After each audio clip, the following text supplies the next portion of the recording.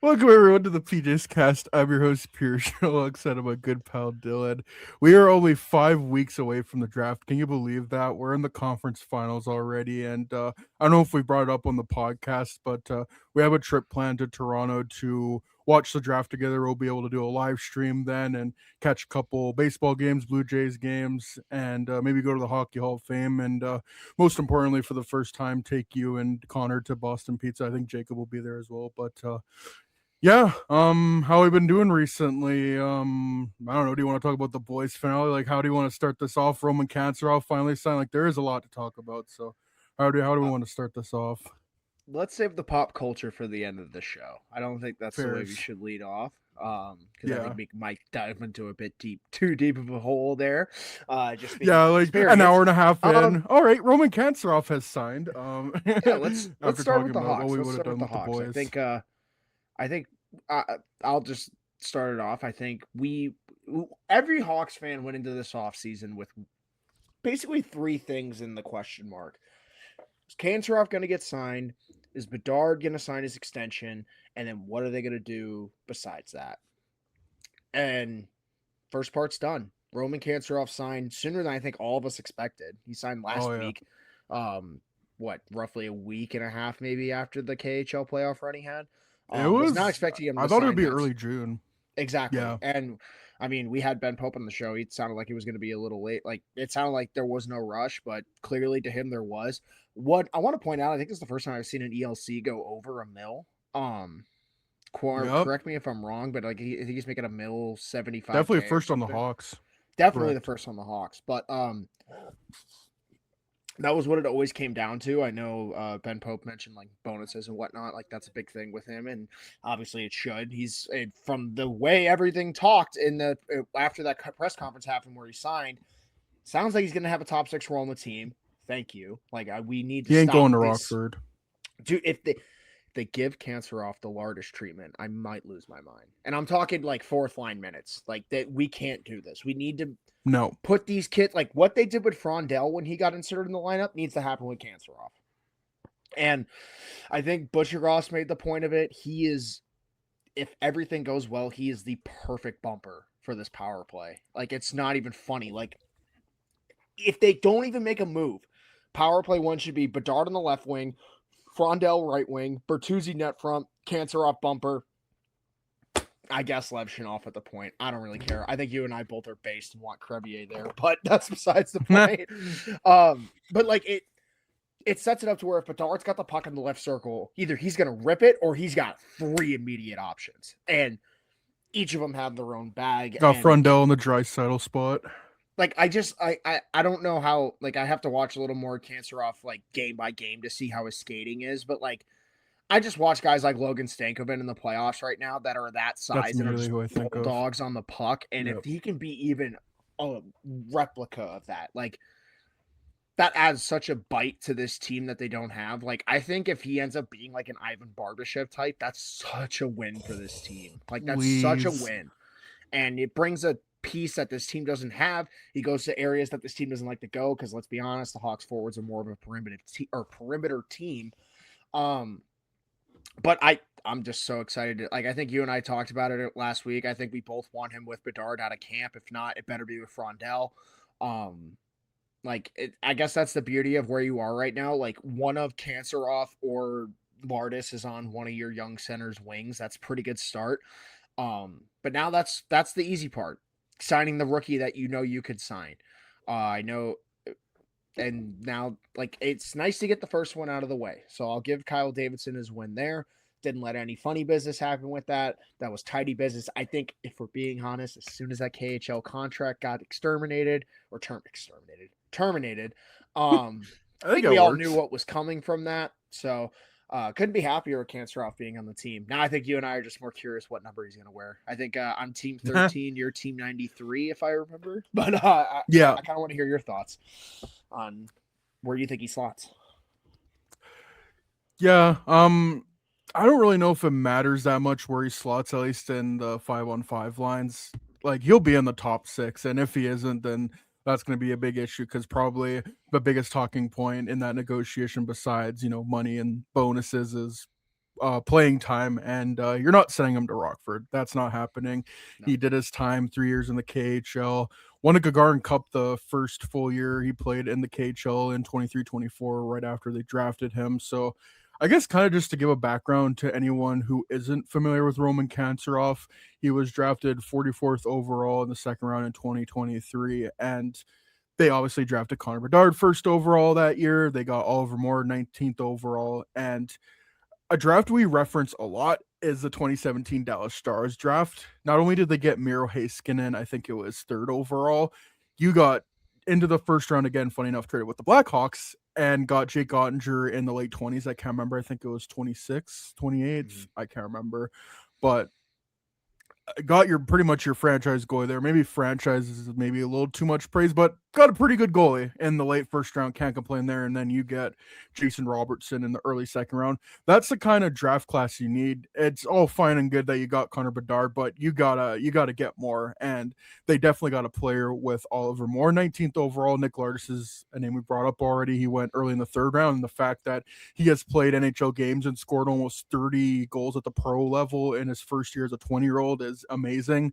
And now you got this guy who broke the record for most goals by a U21 player in the KHL, 36 goals, 63 games, point per game as well, 64 points, and maybe cooled off a little bit in the playoffs now that you're playing better teams. Like, we kind of talked about it. I can't remember if it was with Will Scouch, but the KHL quality has gone down considerably over the decade. Like, it was used to be considered the second best league in the world, the best one, not in the NHL, and maybe leagues like Sweden and even Finland have kind of taken over it, but it's still in like top 5 definitely, and maybe top 3 discussions. That's not something you do in the KHL. There's a lot of politics there. Not only is Kanserov getting all this offense, but he's getting the ice time. He's getting the trust from these head coaches. He's playing center, which is also a nice thing to have, because I know Kyle Davidson wants to build this team up with a lot of positional versatility, and I think they have that right now. And Jeff Blashill is going to love that as well. And yeah, he was wearing an A this year. Like,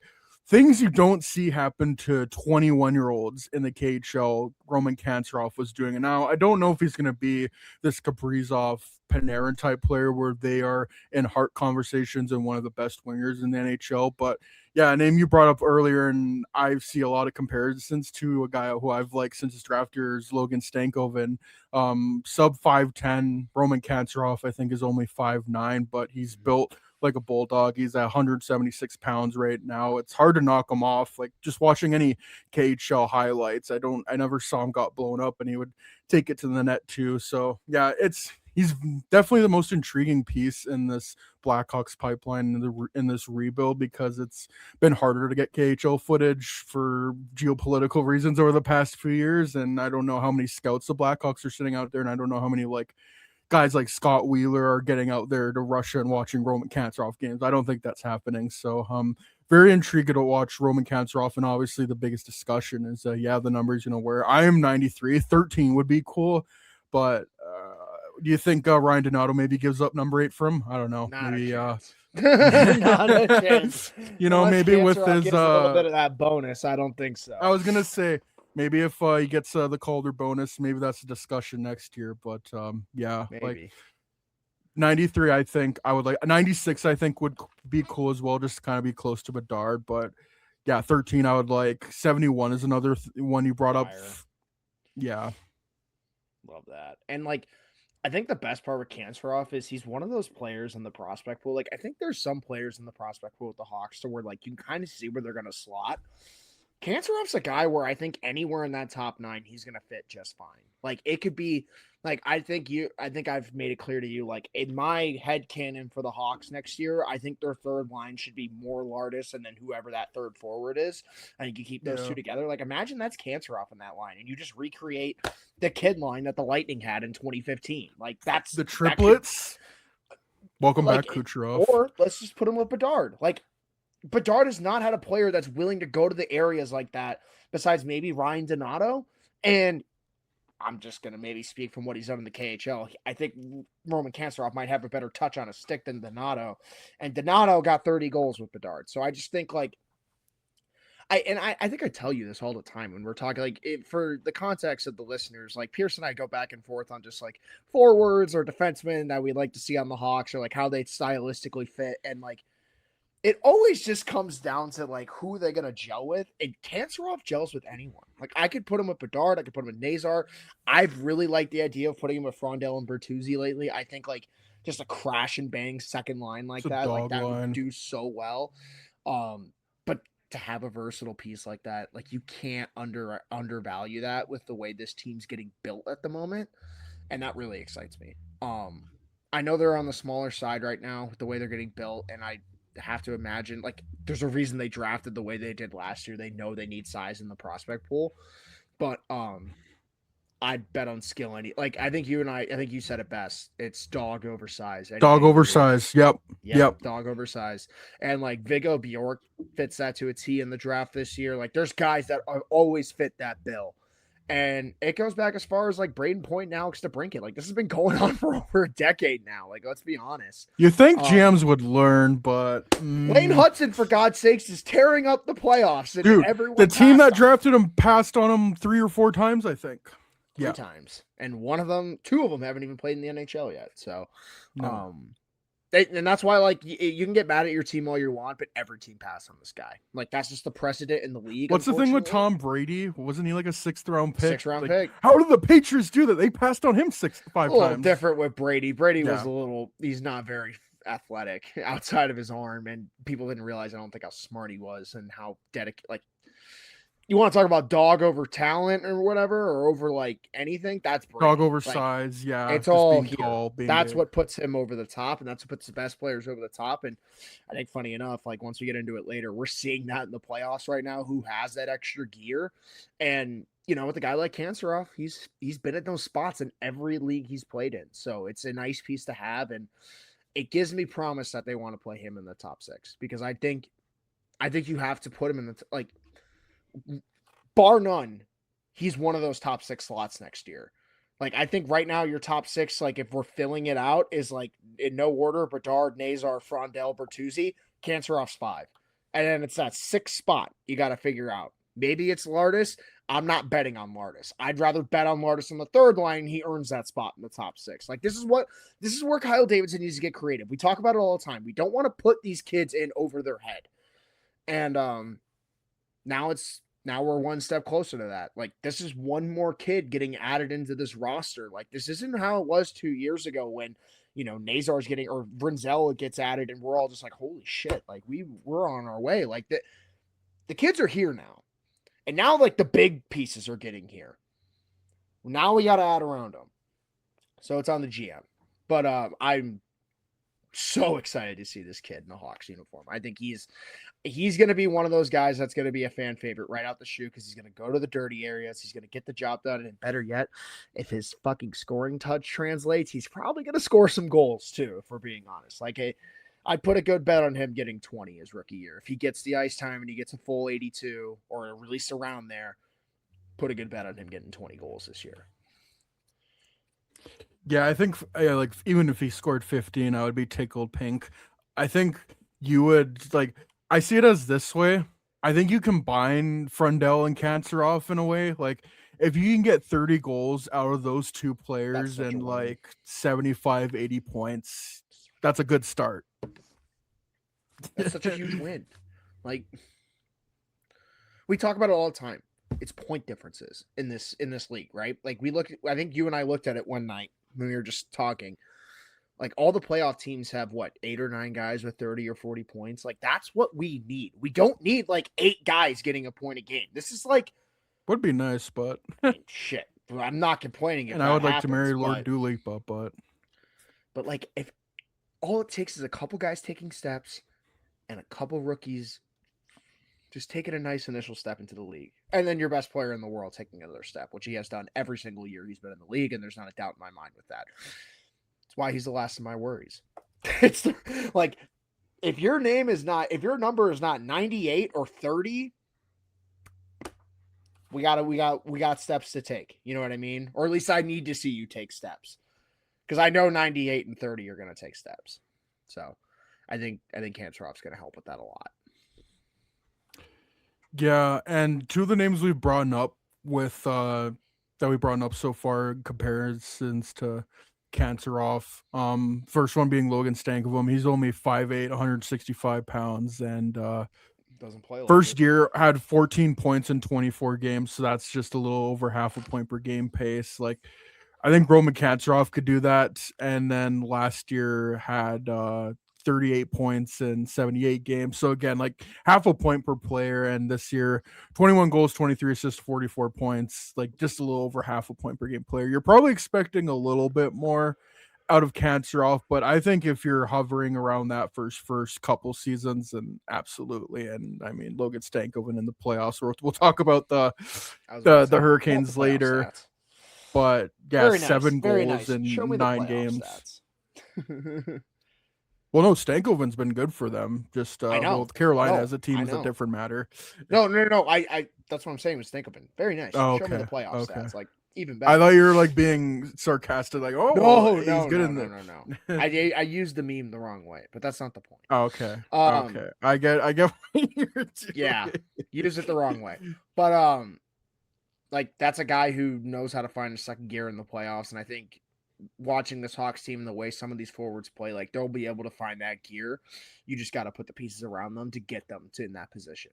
So, Kantarov's definitely a start. Also, another name you brought up, Ivan Barbashev. Like, not at least height wise, not a tall guy. Like he's 6 feet tall, but 203 pounds, and that's a bang and crash guy. And the career he's put up, especially since coming over to Vegas, like 2 times Stanley Cup champion, and the year Vegas won their first cup, 7 goals, 22 playoffs games, 18 points, and he's kind of just been a regular 50-ish point guys, like 23 goal scorer. Even if Roman Kantarov is that, you gladly take that with your 44th overall pick. We need those. Like, I don't think people understand the lack of secondary scoring this team has. Like, we don't need the rookies to be game changers. We just need them to fill the secondary scoring roles while the other guys maybe take a step. And I think that just puts the team in a different light. And that's why we stress go get a top 6 forward. Go get a top 6D. That's literally all this team needs right now. And they will probably take a substantial step if they're healthy. Get 2 for the safe fact. Why not? Get 2. Just to be fair, because, you know, your 2 best forwards got hurt. So probably want to have some precautions for that. But that's why the ball's in Kyle Davidson's court. And I think the next step has started. I think we heard from our favorite insider, David Pagnotta, that the Bedard we love him. Have started back up. Should be good. Should definitely be good. I'm hoping that gets done before the draft. That'd be nice. But it would be nice. I don't think it will, but I don't think so either. Yeah. Who knows? Maybe the Hawks are not as ludicrous as we thought, and they just say, "Hey, we know what you want. Here's the money. Just put the signature down." As you should. I'm not saying the way Ben you the treated him, kid, but like, yeah, probably should. you owe him. You owe him. Fucking cash cow. Like he deserves every penny. And sorry, you don't have anyone else to give that money to at the moment. So can't wait to see Connor Bedard become a 100 millionaire. It's gonna be very exciting. Only time I pocket watch is for my hockey team. Yeah, you can't fuck around with Connor Bedard. You have disrespected him and not giving him the proper talent the first few seasons. He has single-handedly kept your franchise relevant and is still selling you tickets even after 3 years of being a horrible team. Yeah, you give him whatever. As far as I'm concerned, I would give him 20 million for the next 2-3 years and then be like, okay, take 15 million after this, like have a handshake agreement. Not that I think it'll work out that way, but that's what I would do with Connor Bedard. Who the hell else are you paying right now?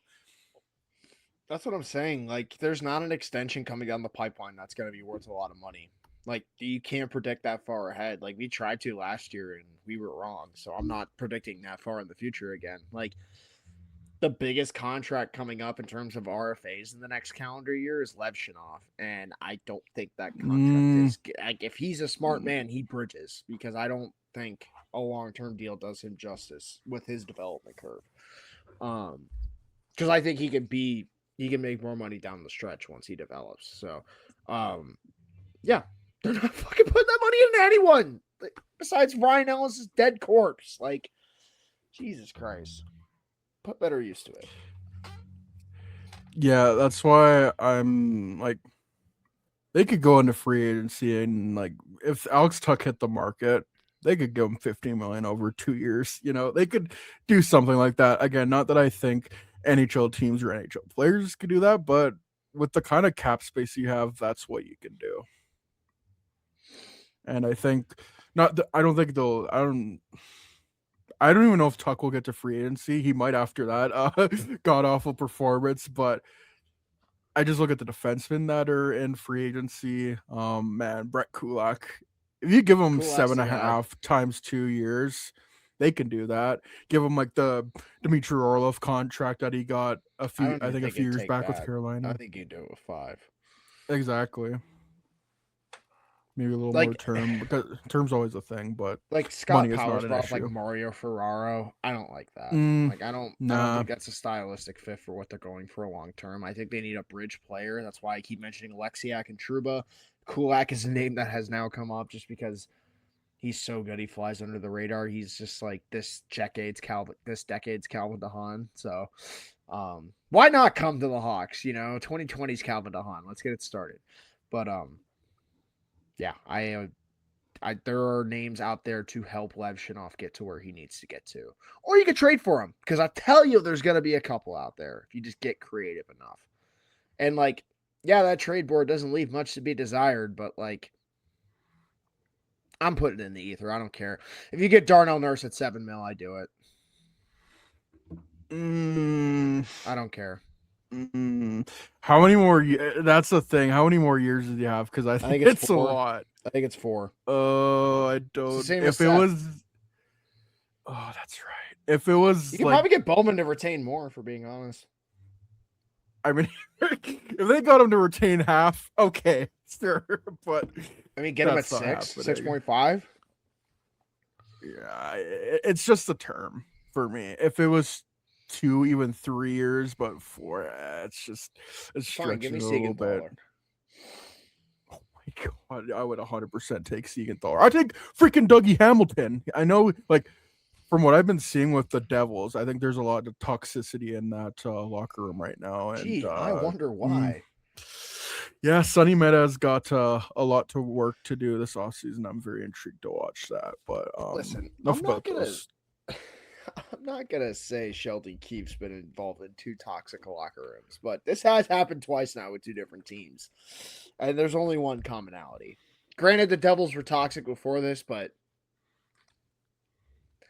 is Sheldon Keefe going to become one of those shelf life coaches? Yeah, if another poor year, then yeah. I mean, he literally it's an unforgettable moment in his tenure in New Jersey is him, like, not even a couple months after Kovacevic signs that extension, just being like, we're not like, I forgot about that. yeah, he's burned some bridges there, and that's why the Devils are just such an enigma to me. Like, their back end is littered with talent, and they don't know what to do with it. Besides sign more. Sound familiar? No, because we don't Maybe have any good not- back end talent. I was gonna say maybe not I the was like, what are you level, but talking about? Like, definitely a mess. we have Not like, a mess. 2 You know what? good No, it's not defensemen. really the same. Yeah, They no, have never like mind. That was 5 good horrible. defensemen. They just don't know how to use them. Like, that's where I get frustrated.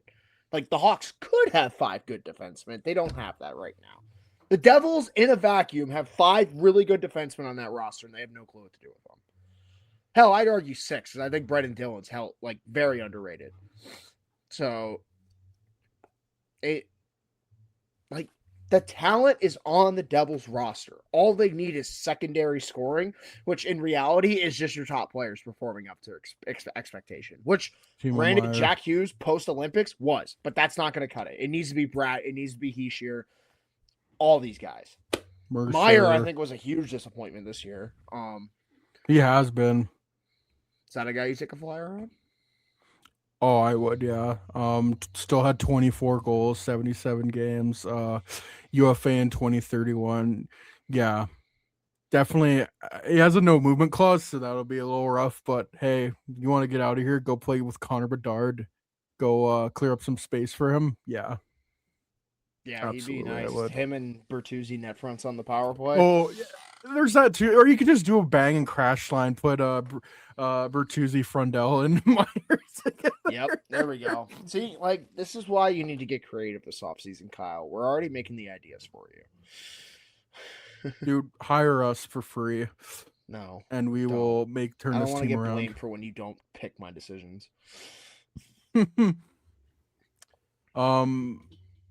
But enough about the Devils. Another point I wanted to bring up with the Hawks, doesn't sound like they're going to re-sign Mikheyev, which sucks because he's been one of the few consistent forwards on this team. Like gives 100% night in, night out when a lot of players don't. But also, if he wants term, sounds like he wants 3-4+ years. When you already got a Ryan Donato on the books, I don't know if you want to add another contract like that. Like again, if I was them, I would give him $6 or $7 million over 2, maybe even 3 years. But yeah, if he's won 4 and 5 million per whatever, yeah, let him test the market, and most importantly for his sake, go on a freaking winning team, because the best you've gotten is the Leafs. You went to the Canucks and to the Blackhawks, so he's in his 30s now. I get if you want to go somewhere and win. Tough. Yeah. Was he there when the Leafs made the second round? He was there when the Canucks did, though, I'm pretty sure. Oh, yeah, that's right. The fucking Canucks making the second round more recently. Or no, He the had Leafs no made goals. That's why he got yeah. traded to the Hawks. Gee, I've wondered where he's seen this tale before. Who had 0 goals in this playoff run? Let's go dive deeper into that. First guy to get traded. Anyways, Mason McTavish, the Chicago, been on this train for a month. Anyways, what's the next topic? Yeah, I don't know how much more deeper you want to get into the Mikheyev stuff, but sounds like they're shopping his rights. I'm gonna miss him, but I think you could fill his role in the penalty kill. Yeah, through the system, or whether it's picking up a free agent. It's easier to fill a penalty killer role than it is to fill, I don't know, maybe someone who can get more than 50 points. Just a thought. Yeah. What do you want to do? We want to talk about the playoffs. Do you want to do a mock draft? I don't know. Like, we can talk about the playoffs. We can talk about the teams that have lost in the second round. Like, kind of recap the second round. We should go over some of the teams that have lost, because I think the direction some of these teams go. Because like we talk about first round reactionary decisions. This is really going to be, I think, 1 year where the round 2 loss is going to sting a lot harder for some of these teams. So I kind of want to hear your thoughts. Who would be the team that makes that hard decision? Like I'm like, I don't know why in my mind, like I can't think of the teams that lost. So I know it was Buffalo, Anaheim. I'll get off the Minnesota. Yeah, there you go. Minnesota needs a center. Anaheim has to re-sign. Oh, gee, who could have saw that coming? That they weren't going to win more than a round with that center core. No Joel Eriksson act like. Oh no! But like there's that. Anaheim has to re-sign so many players on the team. They're gonna make moves, be able to keep all, but not like, oh, we gotta blow it up. Hockey but like trades. they gotta pick. Yeah, they gotta pick who's gonna be part of their future, because they have a lot of RFAs. And then I look at Buffalo, because Buffalo, they're gonna have to pick a direction here, because either you sign Benson long term and commit to him, or you bridge Benson to keep Tuck, because you can't keep both. So Sabres got to do that, are kind of the same boat as the Ducks. Yeah, a little shit or get off the pot action. So which one do you want to tackle first? I feel like Minnesota, just because you have, like, you and Bill Guavin go way back, don't you? Oh yeah, I'm like Dangle with the hate he had with the Wild at the first lockout, or not the first lockout, the 2012 lockout. Goes back a long way. I respect Bill Guavin in the sense that he clearly does not give a fuck, and he was able to pull out that Quinn Hughes trade and kind of insert Minnesota into that small inner circle of teams that actually, make big trades and aren't overriding their own prospects. And they got better everywhere but except for centers. I saw the thing. I think they offered Jesper Wallstedt for Robert Thomas at the deadline. You're probably gonna have to add more if you're the Wild, but you're kind of running thin right now. maybe they still trade or not Wallstedt, sorry, Gustafson. I think they offered, or was it Wallstedt? I can't remember. I think it was Wallstedt, but I think this Wallstedt. offseason, yeah, it was Wallstedt. That would make more sense. He's a younger goalie. I think they're going to trade Philip Gustafson because, from what I know, he's pretty disgruntled. Signed an extension, 6.8 until 2031. And just looking at how the playoffs have gone so far and how little teams have put into money into their goaltending, I would rather have Jesper Wallstedt at $2.2 million than Philip Gustafson for 6.8. And there are going to be teams out there that are going to want Philip Gustafson, and you probably get something decent back for Philip Gustafson. Like, I don't know if you get Robert Thomas, but shit, I don't know. Like, you could maybe get a middle six center for that. The thing is, you had Joel Eriksson Ek out, and Ryan Hartman, I don't think, is a center. Danila Yurov is not a center, and you can't have Michael McCarron being your first line center.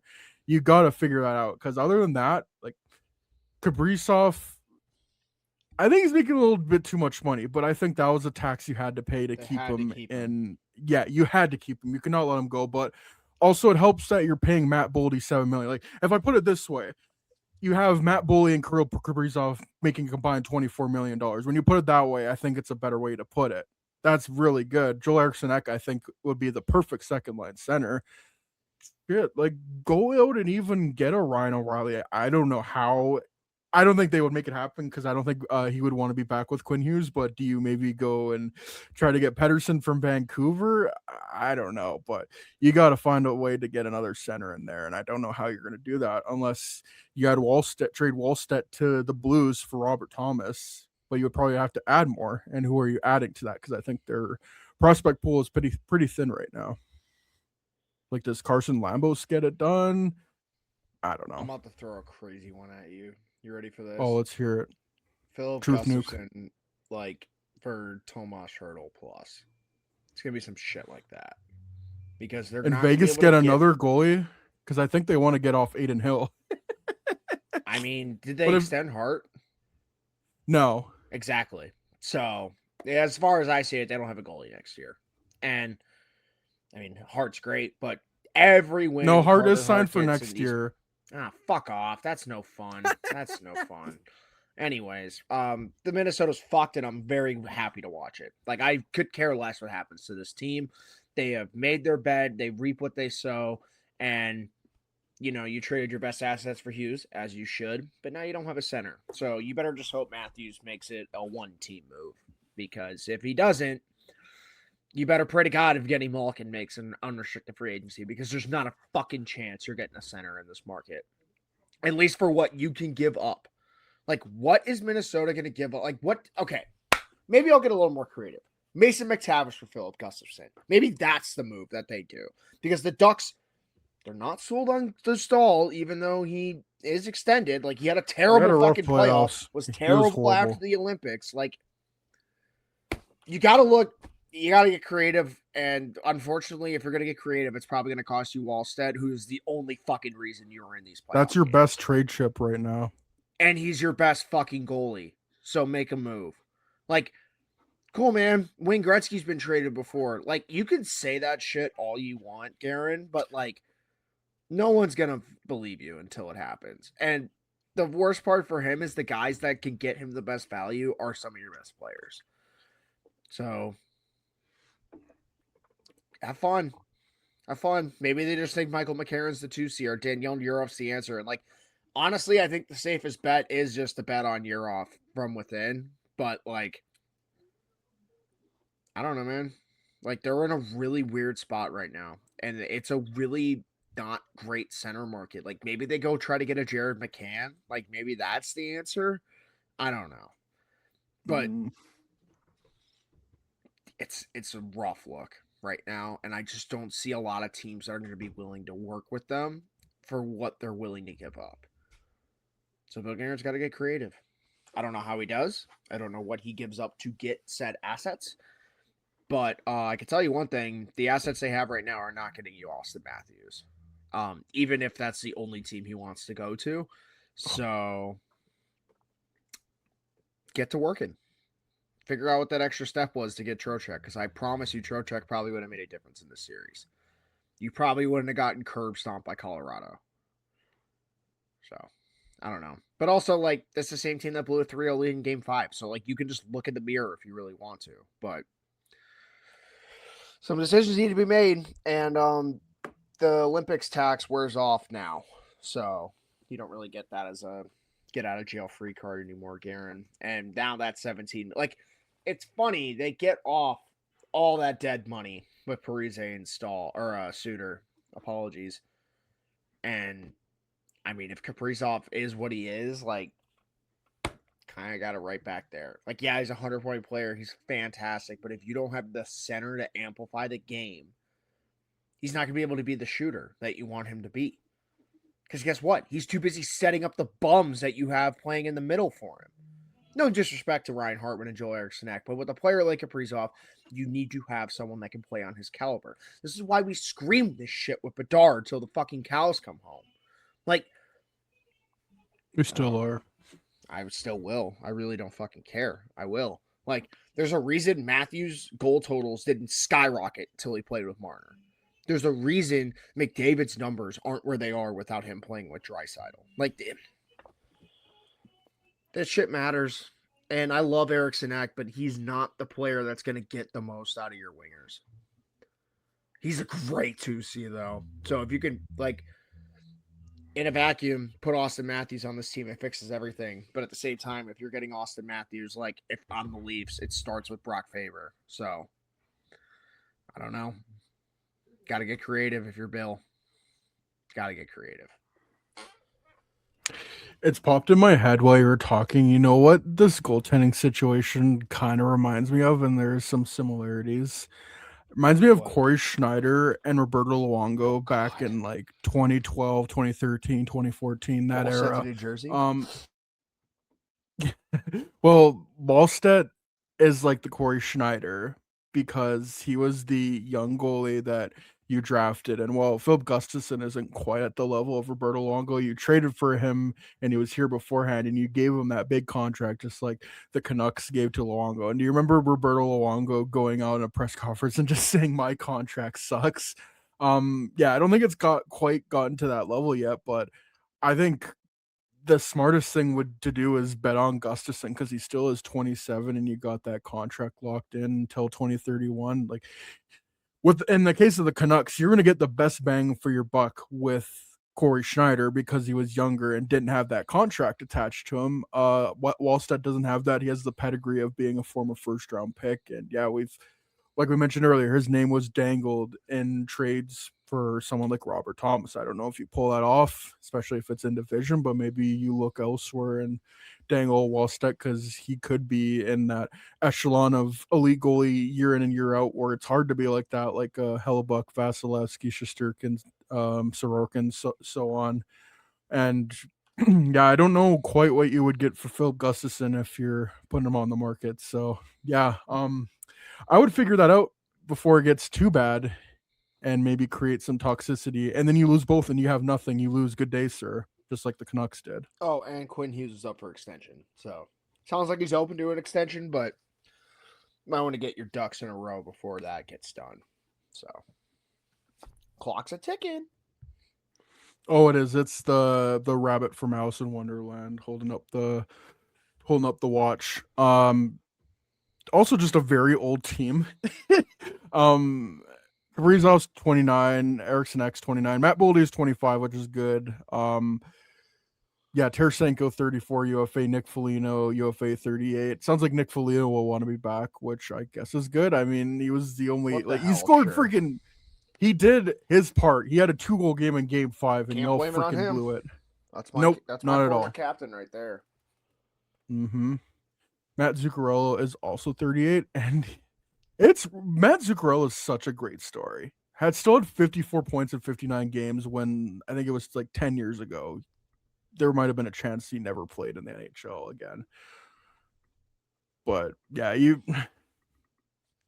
again, like you have traded all these assets and you don't really have a bunch of young pieces coming up. Yeah, you have Bobby Brink 24, Danila Yurov 22. That's a big piece for them. But yeah, just so many old guys. Brock Faber is 23. Yeah, Quinn Hughes 26. But then Jared Spurgeon is 36. Jonas Brodin is 32. So I have no idea how you do it, but you got to find a way to inject some youth in the lineup. Yeah, there's a lot you got to figure out if you're the Minnesota Wild because you're still going to be stuck in a division with Dallas and Colorado for the foreseeable future. And you honestly caught a break with Dallas basically being dead, being a zombie in the first round.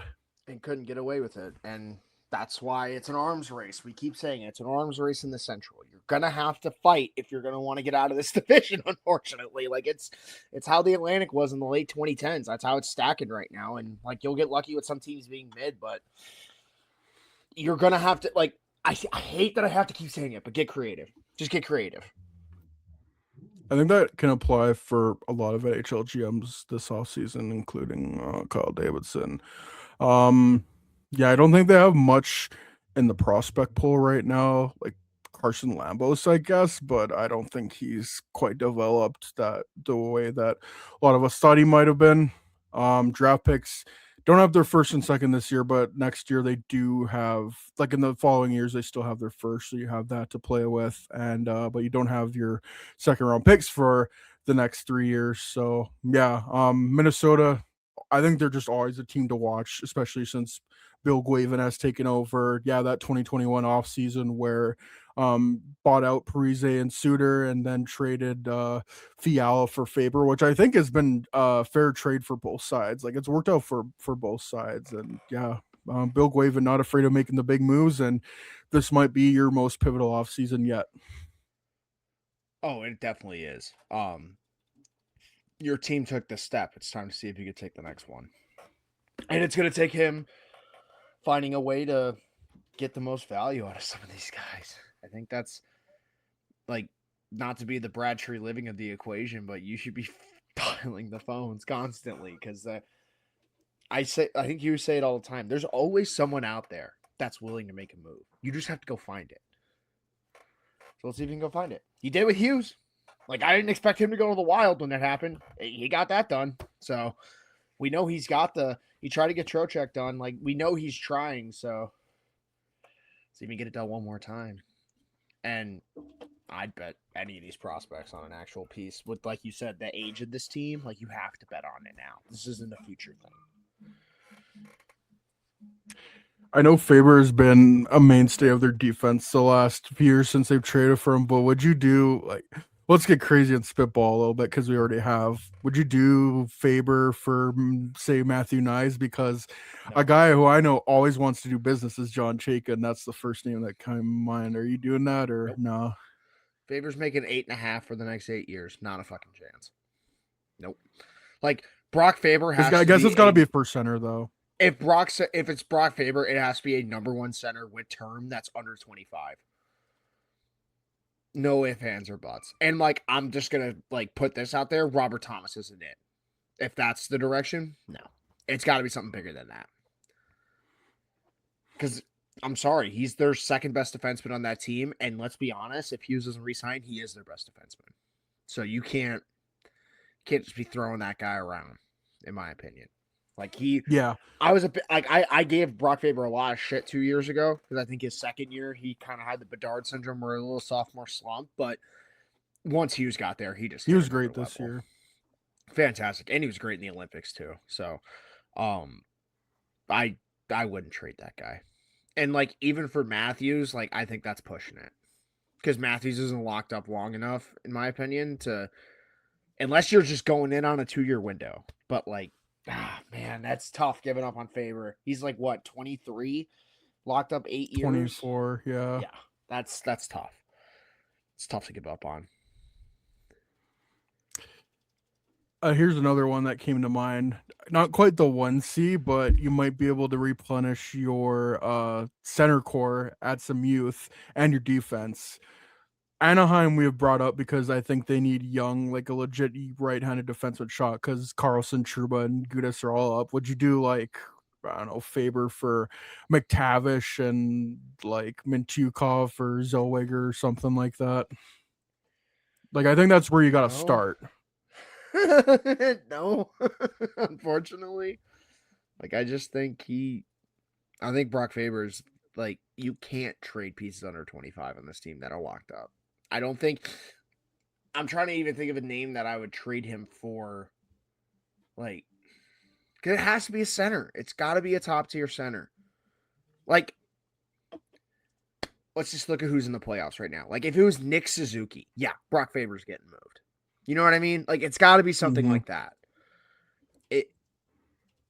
I'm not moving him for what would and on a great team be a secondary piece. And that's what it comes down to at the end of the day. Let's be honest.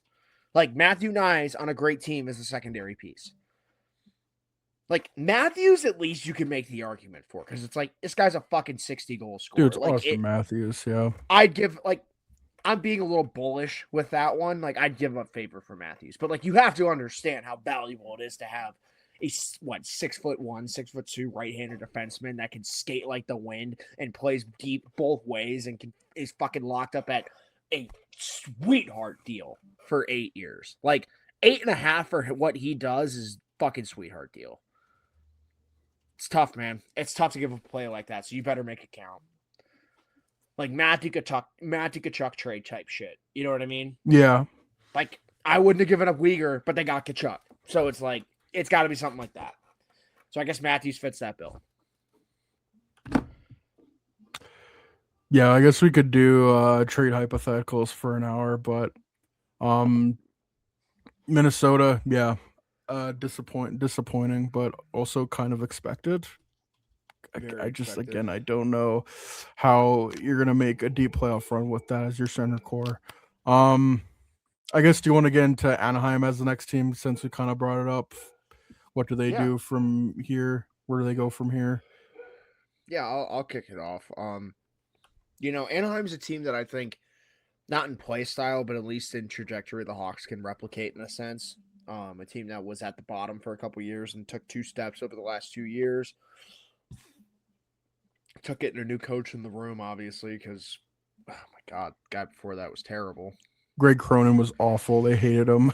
Terrible. But with Anaheim, it's interesting because they were almost in like a 2010 Hawks situation where like everyone was up this offseason after their season. Because, like, listen, in a vacuum, holy shit, Leo Carlsson takes the step that everyone knew he could take. Cutter Gauthier, 40-goal season. Incredible. Jackson Lacombe, lock that bad boy up, $9 million. Now the fun part happens where the offseason hits, and I think they have $40 million cap, and it wouldn't shock me if 4 players take up $30 million of that once it's all said and done. Because, like, if I'm not playing games with Gauthier and Carlson, like, I'm locking them up 8 each while I can still do 8. If it's not 7, because that's your core. Don't even play with that. You could build around the rest. But I'd like to make the point that their whole right side is up in free agency this year. Actually, everyone but Jackson Lacombe is a free agent right now, whether it's unrestricted or restricted. So decisions are going to have to be made. I know Mityukov played better in the playoffs, but he did request a trade this year, so he's one to keep an eye on. I know you mentioned him as like a trade asset option with McTavish earlier, because like those 2 names have been popping around a little bit. Zellweger, I think, is just a guy that, like, if they just wait 1 more year on, he's going to fucking sprout because his offensive instincts are just unbelievable. Man, saw that goal he scored with like 2 or 3 minutes left against Vegas to tie it. All he did in junior. That's all he did in junior was just be a demon like that. So, like, we all knew that. Another guy the Hawks could have taken. But and then that's not even including the veterans. Like, Gudas is up. That's your captain, for being honest. Like, Trouba's up. He's made such an impact on that back end. Like, I would think if you're Anaheim, he's the top of your priorities. And then John Carlson, if you can keep him around, it's not like that's probably not going to happen. But, like, there's a lot of guys Anaheim's got to lock up right now. And I don't think there's enough money to go around for all of them. So you really have to get creative on that back end. Because right now the contracts go Leo Carlson, Cutter Gauthier, figure out the defense as you do. Which is not great because I probably would send Coach Q into an aneurysm. But, like, at the end of the day, you lock up the high-end forwards. Don't get it twisted. Cutter Gauthier, 9.5 times 7 or something. Like, just get it done. Those guys got better as the season went on. If Leo Carlson doesn't get, like, people don't talk about it. Leo Carlson had like the Bedard syndrome where he got hurt for like 10 games and it kind of derailed his season a little bit because he was up there with all of them. And he ended up point a game. I think he had like just over maybe. But 67 points, 70 games, still very thank you. good. Like one goal short of 30. But like he was at a in point that. like Bedard where he was like 8 points over a point a game at like 35 games into the season. So like they both had this very similar seasons. So it's exciting 11 times points, in 12 Anaheim. playoff games. Like he It's is in that echelon with Bedard and Celebrini, I think. it's very exciting times in Anaheim, and that's why I keep coming back to McTavish as a guy that I think if you can move him for a legit defenseman piece, why the Hawks should be all over that. Yeah. Especially because they have a plethora of right-handed defensemen, which is what Anaheim needs, but that's besides the point. Because let's be honest, like, yeah, you signed McTavish at $7 million like a year and a half ago, and that's a great contract by Verbeek. Not gonna sugarcoat that. Guys have surpassed him. And like I think that's the best description of how Anaheim's operated. Like guys past Zegras, guys past Vetrano. He's probably a guy who gets moved this offseason. Like I don't think Verbeek drafted McTavish, did he? I could be wrong, No, but I don't I think he know he did. didn't draft Zegras, so I don't think he drafted McTavish. His first year draft was 22, right? With Gaucher? I think no, but they didn't draft Gauthier. No, either. Nathan Goucher or Oh yeah. not Cutter, Nathan, the other one. The one Okay, that's I know not what you spelled mean. Gauthier. It's like Gaucher Yeah, or something. okay. Yeah. Verbeek took over in February 3rd, 2022. So like basically the So same yeah, time he was that at the Davidson took Montreal over the draft. Hawks. That's the point Yeah. I'm trying to make. Yeah. So his first like big boy move was Leo Carlson, if we're being honest. They took Mintyukov, I think, that first round Gauthier. I think they took another player in the They first. took I can't 3 in remember, that but- draft. I forget who the other one Yeah. was. You're right. They did take 3 because Gaucher was like the last one. Mintyukov was like 10th in that draft because that was a Korchinski draft. Yeah, you're right.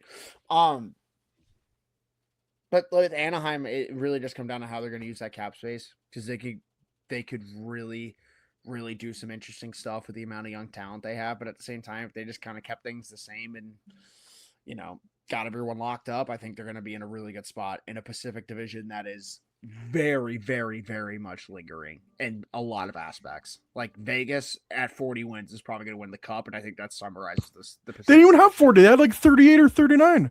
My point stands corrected. Exactly. I digress. Yeah, like proving your point even more. Yeah, absolutely.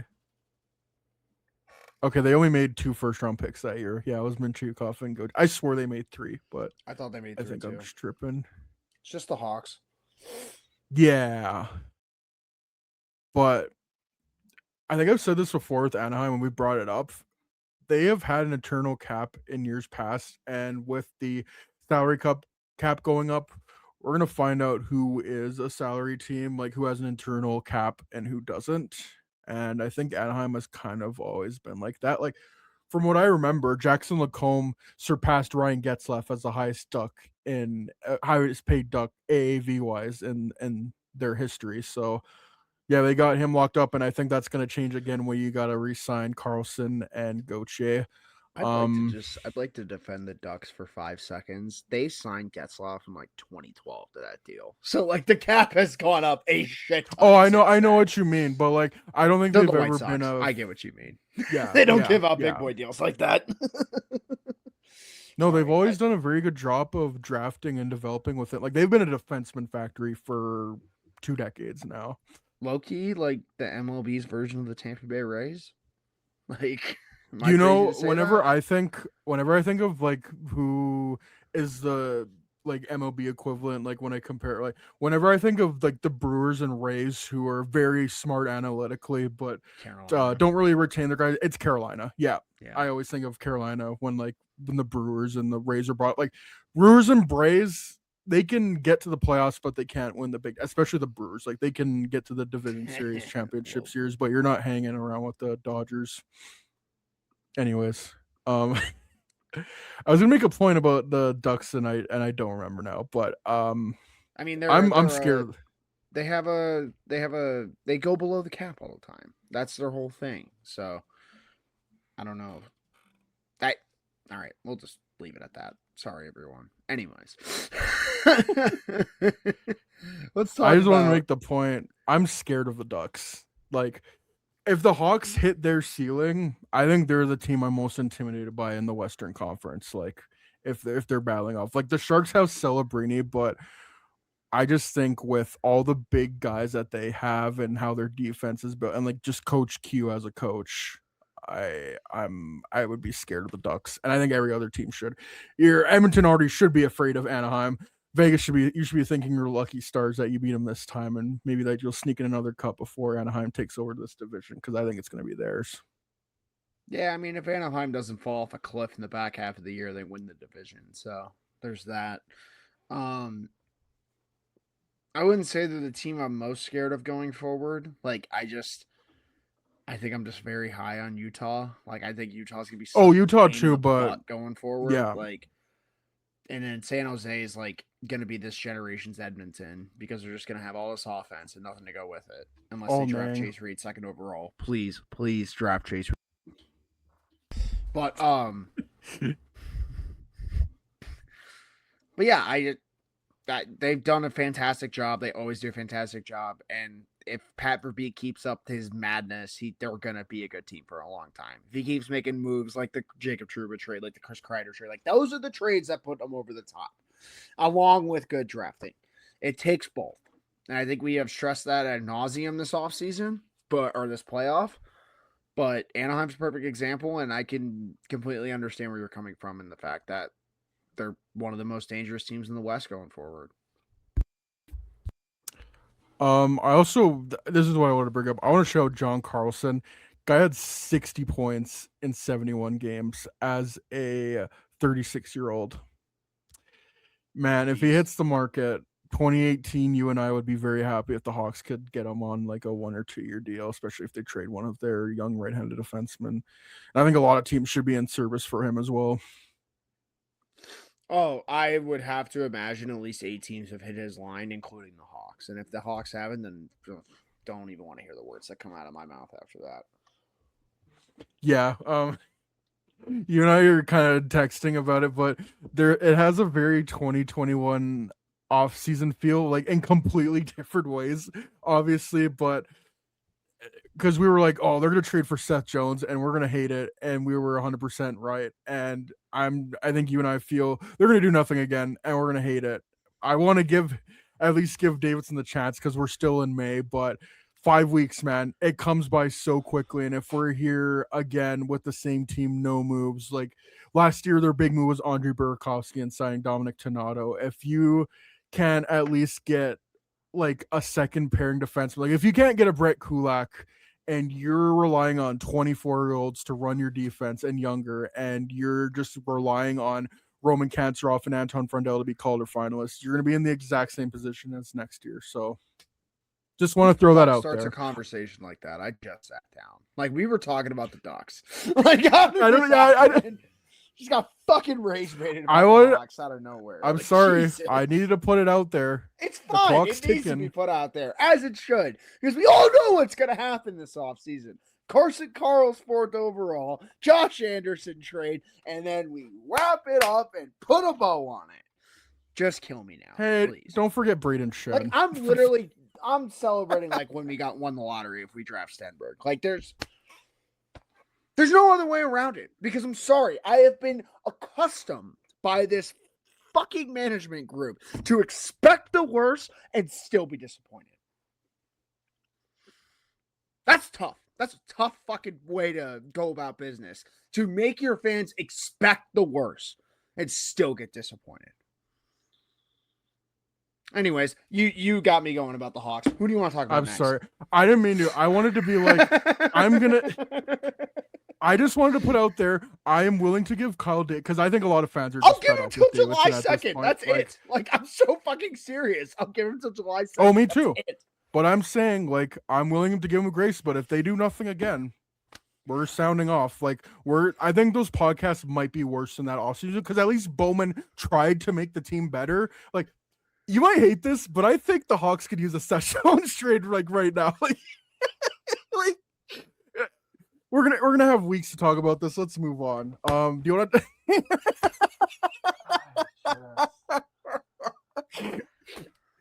just like I'm gonna just start like emoting like Homelander on the goddamn show. Like, why are we doing this right now? We That- were talking about other teams. It was so much more fun. Now I have to live with this reality in my brain right now. Thank you, Pierce. You know I that- appreciate it.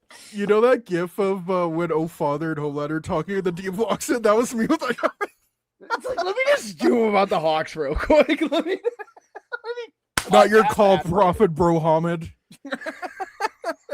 Kyle Davidson as he drops another middle six forward. God fucking damn it. No, that's like him and whoever else when Norm MacIver comes in is like, who's gonna score our goals now for Prophet Bro Oh Hamid? my God, Artem Levshunov, obviously. Duh, he's gonna get 20 goals as a defenseman. Mike Green 2.0. Oh my God, I'm just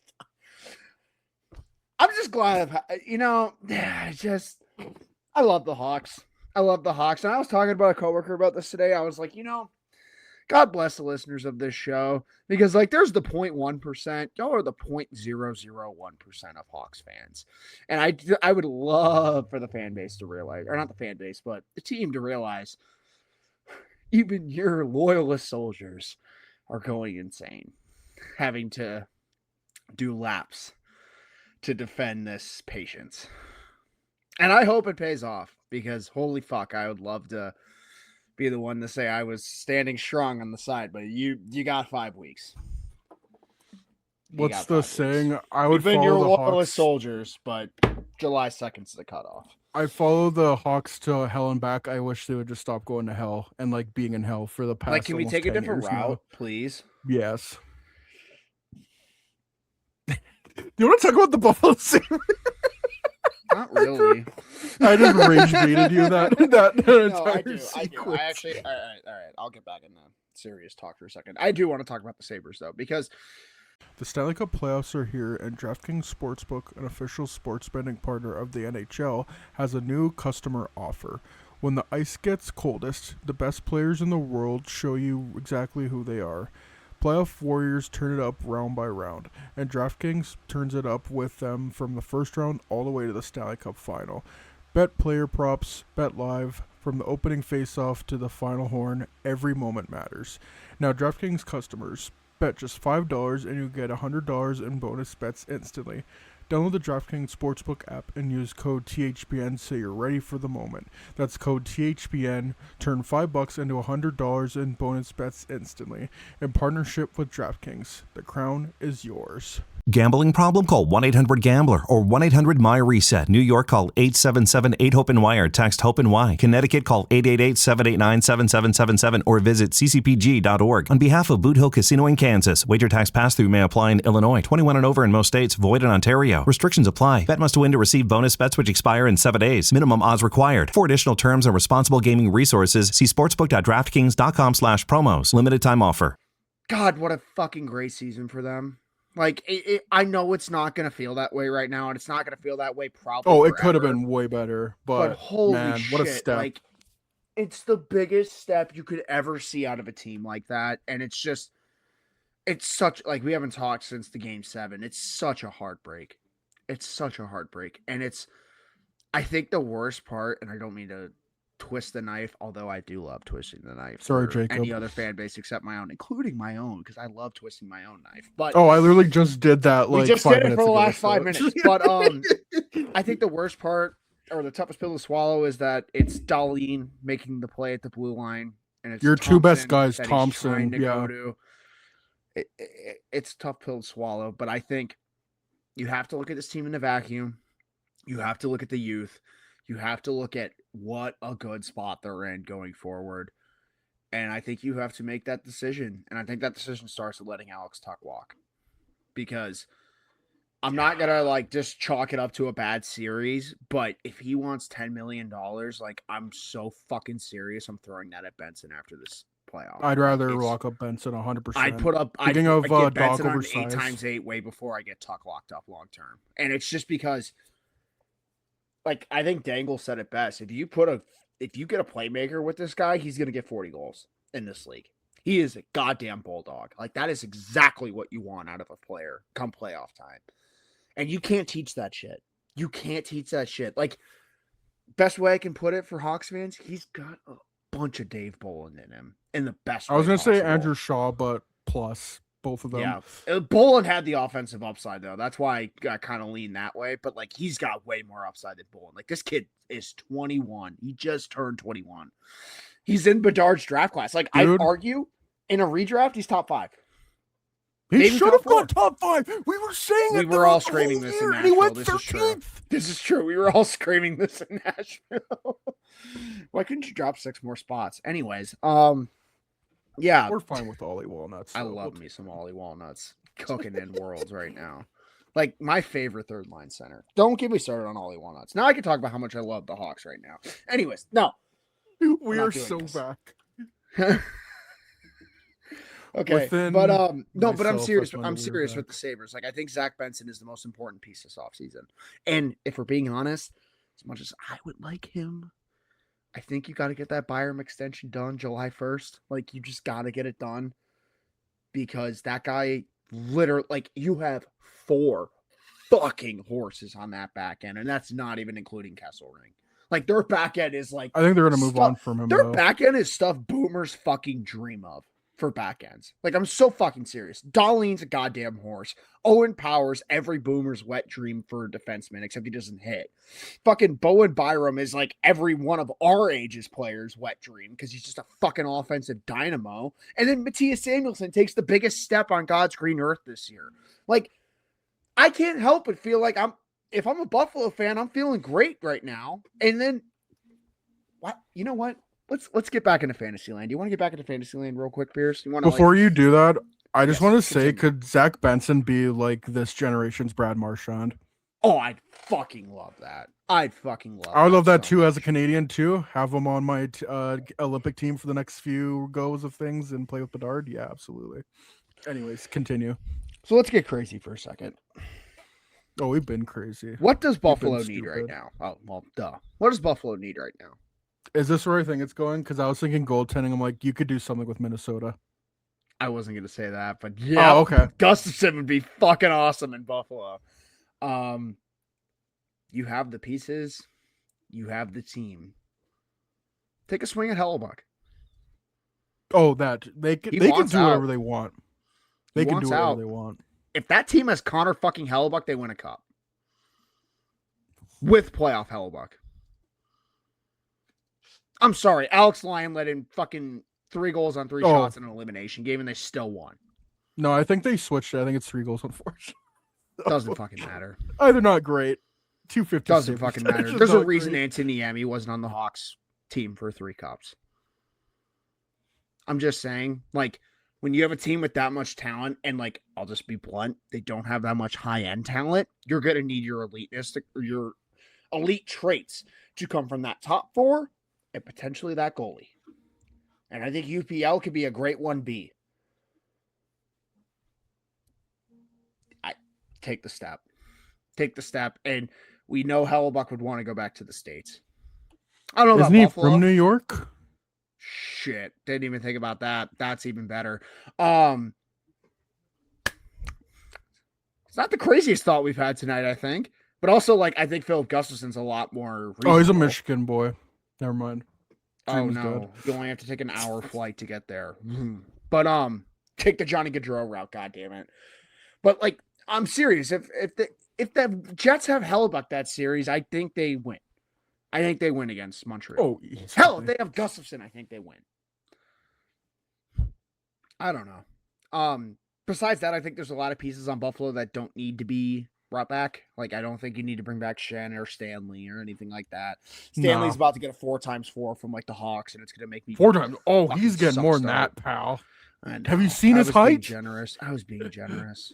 He really is, like, God bless him. He's about to have the most fun this summer. That guy's getting like 25 mil for no reason, except being 6'8" and hitting the open market. Hey, you can't teach that. I love it. I'm happy for him, man. I'm happy for him. Like, I remember him getting drafted. I think he got drafted with the Hawks draft pick, if I remember correctly. I think it was the you're Andrew right, Ladd yeah. pick. I But, believe you're right, yeah. But yeah, like, I just think the rest of the team, like, you can lose a Beck Malenstein. You can lose a Jason Zucker. You could trade a Jordan Greenway.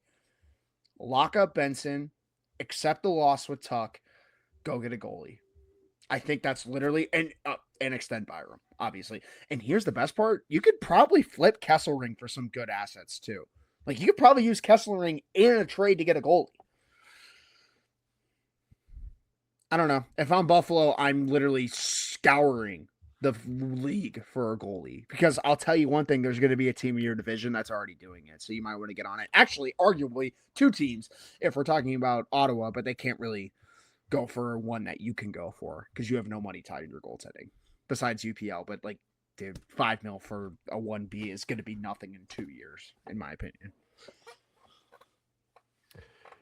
Yeah, I think they're very much in the same situation as Anaheim is, where we finally made it back after how many years of rebuilding, especially in the case of the Sabres, and they've drafted so much and they've usually drafted quite well. You just have so many assets. Like they still have Ready Murka coming up through the system. They could have had Colton Parayko, if you decided you wanted to play playoff hockey in Buffalo instead of St. Louis. Like they'll be able to make those kind of moves. I remember they were also in on Robert Thomas because as much like they have a lot of talent on that team that we love, but other than Tage, maybe I don't know if they have an elite forward. Like they just have three great lines because They're like deep. Zach, obviously, yeah, they're very deep, and their top four is very good for the defense, and especially if they can keep Byram and add Murka into the mix. Like they have so many pieces, and again, Jarmo Kekalainen is not a guy who rests on his laurels. That guy loves making moves. Has a job.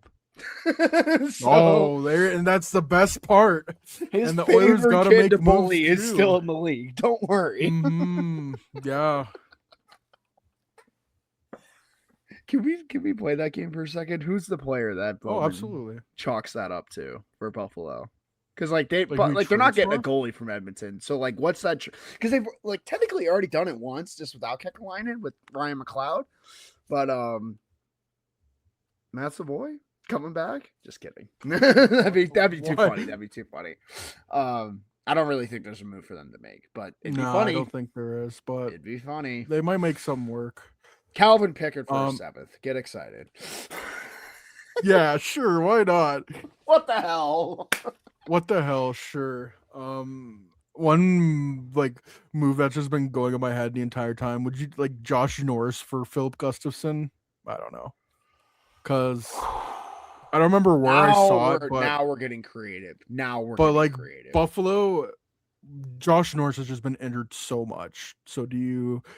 Because both teams would be Norris taking a risk. Kesselring? I mean, yeah, because like you're trading a goalie, which in itself is a risk. You don't know how they're going to play differently. And then Josh Norris, who is great when healthy, but that is so rare. 44 games played last season. I don't know if he's ever played a full 82 games. I don't think he's played a full season since he signed that extension, which is shocking. No. But yeah, that's the stuff I've been thinking about. And I never even thought about Norris to Minnesota. That's actually such a genius idea. Because if you have Norris and Eck as your 1-2, you can do worse. That's a lot more palatable. Like, fuck, that's a lot more palatable. Man, if Ryan O'Reilly just grows a pair of balls, he can maybe make $10 million this offseason. Holy shit. But no, he doesn't like being, in the crowd. I just like being in Nashville and being mid. I wish I could be as luxurious. I guess if I'm making wish we could be glamorous like that. Yeah. I don't know. I just like Ryan O'Reilly's so good, man. I just want to see him on a good team. But I get it. He's had a pretty interesting career path, so I would understand why he'd want some quietness, but fuck, man, you could be like the best third line center in hockey. Like, look what Brock Nelson's doing right now. Like, holy shit. That's a good comparison, yeah. Oh my God. He's got his cup, he's got his Conn Smythe, he's got his Selke, That's I think. true. Selke. So I guess if he wants to, he could do that, but yeah, man. There's a lot of great opportunities out because there are so many teams that will line up to trade for him. They already did at the deadline, and he declined them all because he doesn't have a no trade. But we're not gonna do bad by him. He's not even gonna fucking re-sign with you. Like, what are we doing? Yeah. How mad do you think Tom Fitzgerald is that like Ryan O'Reilly declined to trade without a no move, like 2 years ago? Yeah, and you didn't get Quinn Hughes either, and you're out of a job. I'm not going to get into that. I'm more saying like if they had Ryan O'Reilly 2 years ago, I think they are in a lot different spot. But Oh, I agree. Yeah, I mean, don't worry, they dangled Luke Hughes to the Wild apparently. that's crazy. Yeah, God, like what would have been the move there? Luke I Hughes have to no Minnesota. idea. Like, what do the Devils want? Oh, Ryan Hartman for Luke Hughes. Like, what the fuck are we doing here? This That is doesn't why I get you just Matt think the Hawks Boldy. need to What? create it because for God's sake, someone needs prospects in this league. There's someone in this fucking league that needs prospects. God damn it. Every other team is fucking just pissing into the wind. Oh, jeez. So who are the teams that have lost that we talked about? Anaheim, Buffalo. Why am I blanking out on teams? Minnesota we talked about. I don't know what you really talk much about with Philadelphia. Yeah. Because it happened so long ago that they got like I'm sorry. Can you blame me for forgetting? It was 2 Dude, the weekends Hurricanes- ago. I went. Yeah. I was at the wrestling pay-per-view when they won the series. I looked up and they were like, "Oh, they won in overtime." I'm like, "Oh, that's the series. They just swept them." I mean, Philly basically rode a 20-game heater into the playoffs. I don't think there's much you could say about that. Like In the Metro. Yeah. but don't worry, the guy who led your team in points got 12 minutes in the playoffs. So good job, guys. Good job. Trade us Owen Tippett or Matvei Michkov. Until then, I really don't care what you do. Yeah, sign Vladardo a 7x6. That sounds great. Yeah, that's worked out well in the past with the Flyers signing goalies to long-term contracts. Well, maybe And this again, one will I- turn into a. Never mind. He was signed to a bridge. I'll bite my tongue. I just don't. Just looking at the playoffs, I just don't think you should give any money in term to goaltending. I love the Flyers, like what they've done on the wings. They have so many good wingers. You and I were talking about it. Owen Tippett is awesome. I would love for them to like find a way for him to get on the Hawks. Part of Martone, I think, is going to be a star. That's going to be a guy in Calder conversations. Yeah, Matvei Michkov, whatever happened there. I don't know if that's how do you how do you rework that relationship? Like your own coach and front office are Dude, soaring the him in captain the was media. talking shit about him. Like, Yeah, just trade him for Renzel and call it a day. God damn it! Like, give me Matvei Michkov and all forgiveness is everything will be forgiven. Like, holy shit! There's no way they trade him, right? Like, there's no fucking way they trade him unless it's for Matthews. Unless it's for Matthews, I can see that. no, but one of the Flyers guys said they wouldn't include Michkov in a trade for Matthews, which is I wouldn't include Dubé for Matthews all over again. Like, what are we doing here, guys? Yeah, what are we doing here, guys? And that's coming from like Matvei Michkov FC and Austin Matthews FC, to be fair. But like, buddy, this team is a number one center away from being a real fucking problem in the Metro. If Michkov's the deal breaker, just fucking do it. Like, holy shit, just fucking do it. Like, low key, I don't know if he would waive, but like, they should take a flyer on like a Pedersen or something. Like, Oh, bring him back with Tocchet. That'll go over great. Like, why is it always Tocchet? Tocchet, it always comes back to this little fucking guy. Like, okay, never mind. Never mind then. What do you want to go with? Ryan O'Reilly, the ghost of him? Maybe you can run through a Tim Hortons in Philly. I don't fucking know. do they have Tim Hortons in Philadelphia? That is interesting. They don't. That's the pressing That's why question. I fucking brought it up. Okay, a Dunkin' Donuts then. Running through a Dunkin'. But enough about the Bruins. Anyways. Yeah, I think the Flyers just need another center. Don't know how you get it. Don't know how you get it, but I can't really complain with what Briere's done. Just like you said, please don't sour that Michkov relationship because you're gonna fucking regret it if you do. I think you got to pick one or the other. You got to pick Michkov or Tocchet. Like, I don't know. Yeah, because they made the playoffs. They It's made gonna the be second interesting. round. We talk about teams in the offseason to watch. I feel like the Flyers are the team I'm gonna watch the most when the season starts. Like, I want to see what they look like from October to like Thanksgiving. Because if shit hits the fan there, it's gonna get bad. At least in terms of like how it hits the fan. You know what I mean? Because like if they're like, well, let's say it's Thanksgiving, right? Like we always talk about it, for NHL terms, Black Friday is usually, if you're not in a playoff spot by Black Friday, it's going to be a long climb to get in there. Let's say the Flyers are like 7-11-2. How are those conversations going to go? Especially if Mishkov is half a point a game and, your coach's system getting isn't any winning ice games time. and Dan Vladar isn't saving everyone's fucking ass. Like, you got to have those conversations. Like, the Hawks literally had to have those conversations this season. Spencer Knight covered their fucking ass for about 30 games. And then he said, I can't do this anymore, guys. I'm going to fucking actually let in a goal every now and then. And they lost. And then the dam collapsed. Yeah, and they lost two of their best Like, players. that's all yeah. it fucking takes. Hell, Hellebuck went back down to, like, above average. And the Jets fell off a cliff. Like, you can't bank on goaltending. So I'd love to see what Briere does to help this team because he did it with Zegras last year. Like he has been shown to do this before, but he's also been shown to have off seasons where he drafts Jet Luchenko over Z Boyum, and then that is a brutal pick. Like, I can understand why Flyers fans are just up in arms sometimes with this team because they do some stuff so right. You draft Mishkov, you draft Martone, and then the rest is just like. This is the team that probably should be like in wildcard contention every year if they're run right. And granted, like Sean Couturier's injury history did not help things whatsoever. That guy was a Selke candidate before he had his injury history. I'm not going to pretend like that wasn't a thing. And like Travis Konechny, the fact he came back and played is a miracle. Exactly. With and some he's of the stuff productive. He had to go through. And like Dvorak, they've gotten a lot out of. Like I like a lot of parts of Philly. Like contrary to everything I just said. I just think like you either have to go get like it's like Minnesota. You either have to go get that center or you have to build more depth because you can't bank on your goalie being 920 plus all the time. Hell, like the Lightning even tried to do that this year and it didn't work out for them. And Andrei Vasilevsky wasn't even terrible in the playoffs.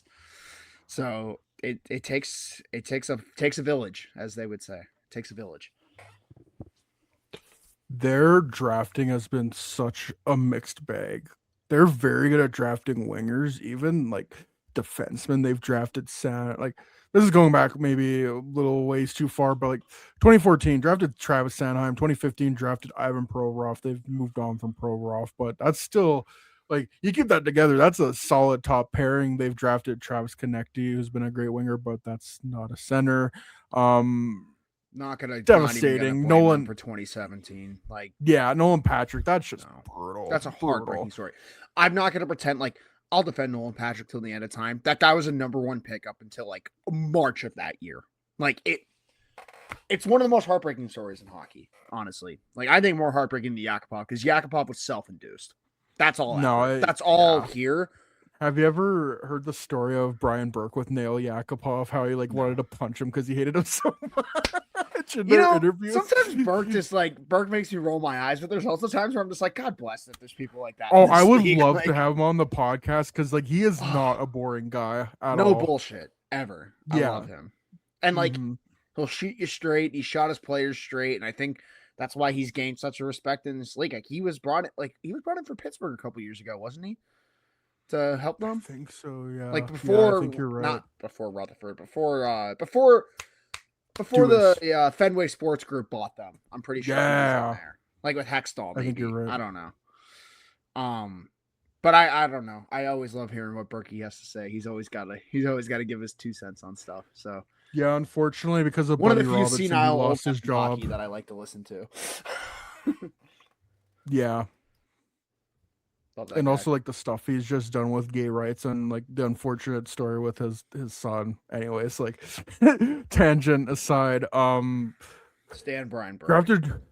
Drafted Morgan Frost and Joel Fairby, who they've moved on from. Even like Cam York, I know they passed on. I think guys like got a series winner this playoff. But he's still been a solid defense for like that's a top 4 guy. They haven't drafted that bad. Tyson Ford. They just can't draft any centers, and you completely botched the whole thing. If they have Cutter Gauthier, I think it's a completely different conversation. Imagine Gauthier with Marteau and Mitch Cobb. That power play's disgusting. And Oh. Zegras, holy fucking shit. Oh wait, you wouldn't have both. No, you would. No. Yeah, In a you might still vacuum? make the Zegers trade. Yeah. But also, like, Drysdale's been better than advertised, I think. He's been So- like that's a top 4. They're not in that bad of a position. They just need No, another they're center. not. They but need a center. They need a how do fucking you center. do that? Like, if How do you do Austin that? Matthews is on that team, I'm probably picking him to like be top 2 in the Metro. Like real shit. And that's just because of the way they built it. And also if Lidar keeps it up. Because if Lidar falls off the cliff, then they're gonna be in some fucking problems again. But we'll see. We'll see. Do you take a because I think they should go after Robert Thomas. I don't know if they quite have the assets to do that. Like, I guess you're Thomas for being. Mishkov 1-for-1. Oh, I was thinking about that earlier. Fuck, dude, You do that's it. tough. I think I I think- do if I'm Philly. That makes that's how I know it's such a great hypothetical because it's making me think. Like, I don't have a definitive yes or no. That makes me think. It makes sense for both sides in a vacuum, but it's just like, fuck, man. Let's get like, even- Robert Thomas puts Philly over the top. Like, imagine him with fucking Martone and Tippett for the next fucking. Dude, 5 what if we years. did? Let's get even crazier. Let's involve the Hawks in this. Like, St. Louis needs defense. Do not bring the cuck share into the. Do not bring the deep into the conversation, please. That's not your Now- call, now the Prophet Hawks are Bro the deep Hobbit. in that fucking meme. That's literally them. The guy Where we no go- one fucking invited. Let me see how I can get my nosy ass in this fucking. Kyle Davidson. Is she in Orlando right now? Is she in Orlando right now? Can I still get a conditional 4th for her? Like, what the fuck? Oh my Well, gosh. but- Anyway, I apologize. No, like St. Louis, I know wants defensemen. So like, you throw like you get like a 3-way trade in there. You trade Thomas for Mitchkov, and then like St. Louis, you trade Mitchkov to Chicago for one of the defensemen and probably plus. Like, Thomas for Mishkov for Levchinov. Get excited, Leafs Nation. yeah, that's what I'm saying. This is the kind of Wait, craziness we need. Wait. Thomas for Mishkov for 4th overall. Would you do I'd do so? it. Philadelphia. I'd do it. Philadelphia I'd would trade get- 4th overall for Mishkov in a fucking heartbeat. Yeah, I agree. In a heartbeat. Not like you wouldn't even have to fucking argue me on that. I would have already signed the paper blindly. Sorry, 60-point guy who's 6'2" and is a power forward and was touted to be the second best forward outside of Bedard in that fucking draft. Yeah. You're coming home with me. Like, what the fuck? Like, And you already have a Russian buddy there. couple, potentially. Belarusian, buddy. Hell yeah. It's got Russian in the name. Anyways, Mishkov to Chicago. We're getting so. I love this so I'm much. going fucking crazy. Like, oh my god. This We is haven't why I even love talked about the- the conference final. We haven't even talked about the conference final. I guess let's get to that. Like, I don't know if we touched much on the games, but do you want to do like I guess like a brief recap of all this series? Because like we've talked about, well, what could the teams do that lost do better this offseason? How can they improve their teams? But we didn't actually talk about the series. I just want to bring up Mitch Marner's goal on Jackson Lacombe. That's one of the best playoff goals ever, and I love it that Mitch Marner is owning right now, and I think they're playing right now. Yeah, like top there's- line of Barbashev, Eichel, and Dorofeyev. Gross. That's the nice thing. Marner does not have to be the guy. He's playing on the second line there. With And, I Carlson mean, with Dor- Wild Bill. I think that's changed the complexion for Vegas. Is now they got another center back in there because for the longest time they were just playing Marner at center. But I didn't know Carlson was out for that long. Like he was out since November, and it's just like, oh, he's back in and he's playing, and that I think that's turned the tides for Vegas. And man, I don't know if they beat Colorado, but they're up 1-0 right now, and if they win tonight, shit, I gotta pick them as a cup favorite. I think they just looking on that team on paper, they should have not been this bad this regular season. They were underperforming. Like I know losing Petrangelo is big for them, but they still have a solid defense. And I mean, I don't know if you want to give it to him or not. You absolutely do not going to hand it to him. But Carter Hart has been making the saves. Carter So Hart's been good this playoff. I'm not going to sugarcoat it. yeah, Their penalty kill's fantastic. Their stars Yeah. are stepping up when they need to, and they're getting what you need if you're going to win a cup, which is a couple guys in your bottom six overperforming. We're looking at Brett Howden. For being honest, Pavel Dorofeyev is having his coming out party 10 for the goals. casual fan. Like we all, I think people who have been around the game for a little bit know Pavel Dorofeyev is pretty in-depth goal scorer the last 2 years, but like to do it on the 35 national last stage- year, 37 this year. Yeah. Exactly. And to do Guy it on just the scores national stage goals. this year, incredible. Jack Eichel, I think he has like 15 assists this playoff. Shea Yeah, 1 Theodore. goal, 15 assists. But like people forget he had like 2 goals on the cup run in 23. It was all assists when he won that cup. That's what he That's does. why I didn't win the Conn Smythe. Anyways, that's literally why I didn't win the Conn Smythe. But you look at, I mean, we're not gonna we're saving Mitch Marner for last, but like Shea Theodore having a playoff of a lifetime. Brett Howden, I think he has 9 goals now. Yeah, Right? 9 goals. Yeah, I incredible. think a couple overtime winners in there as well. I think he has like 4 overtime winners in the last 3 years. If I'm Yeah. like, he is just, he knows when to turn it on when the moments matter most. And he's locked up at like 2 mil for the next 5 years. So like, that's just disgusting. Like they have some Yeah, he's got deals 3 overtime winners in his career. I thought it Thank was you. more, but So still I was impressive. I was one off, but he has 2 this year for sure. And he has just been such a 3 game-winning spark goals, plug. though. Yeah, such a spark plug. And that doesn't even account for guys like Mark Stone, who are just always like, if he's healthy Well, he's not in even the playing. lineup, game changer. But he's not playing, and that's what makes it so good. They have great depth. Like, it's timely depth too. It's not like Dude, depth Dylan scoring like we're seeing. Coghlan scoring a goal? Brandon Brandon Saad Saad getting assist? assists. Thank you. Colton Sissons, like they're just getting, everyone's contributing. Nick Dowd has been that's been such a sneaky pickup by Vegas, I think. Great Like, he hustle brings- for an empty net on that I mean, the 4-2 goal. Listen, there is an art to parking the bus. And I would like to say that the 2 teams right now that look to be maybe winning this series of both of theirs know how to park the bus pretty damn well. And that's Vegas and Montreal. Like, when they get a lead, they know how to protect it. And that is a art. We talk about it ad nauseum. The Hawks, when they were so good, they never blew a lead after 2 periods because they knew how to park the bus. That is an art. I'm not going to pretend like it's not. And that's why, like, when people were bitching about Montreal's 9-shot win, doesn't matter when you're winning. Park the bus, do what Nope. it takes to get done. No one's going to give a shit about that unless you win.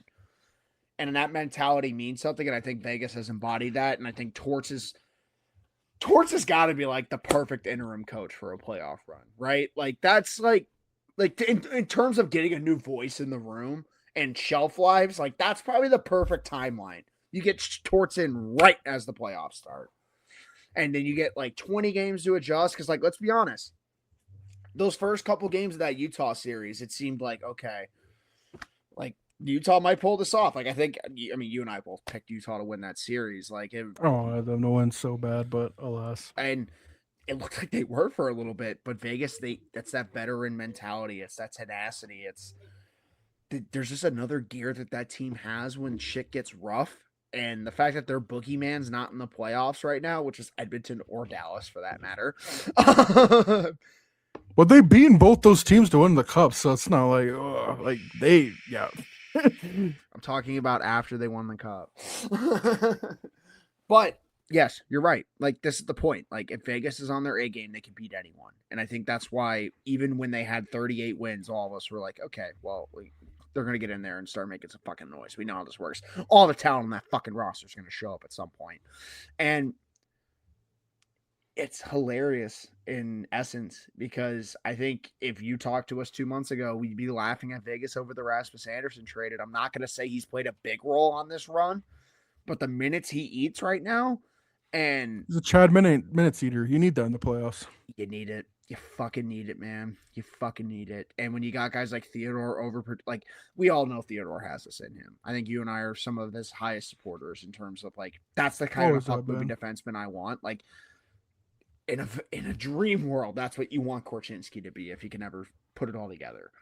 But One of those guys. exactly.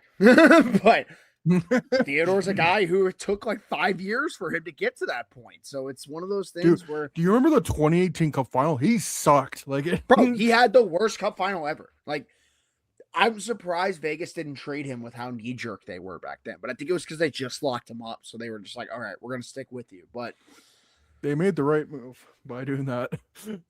yeah.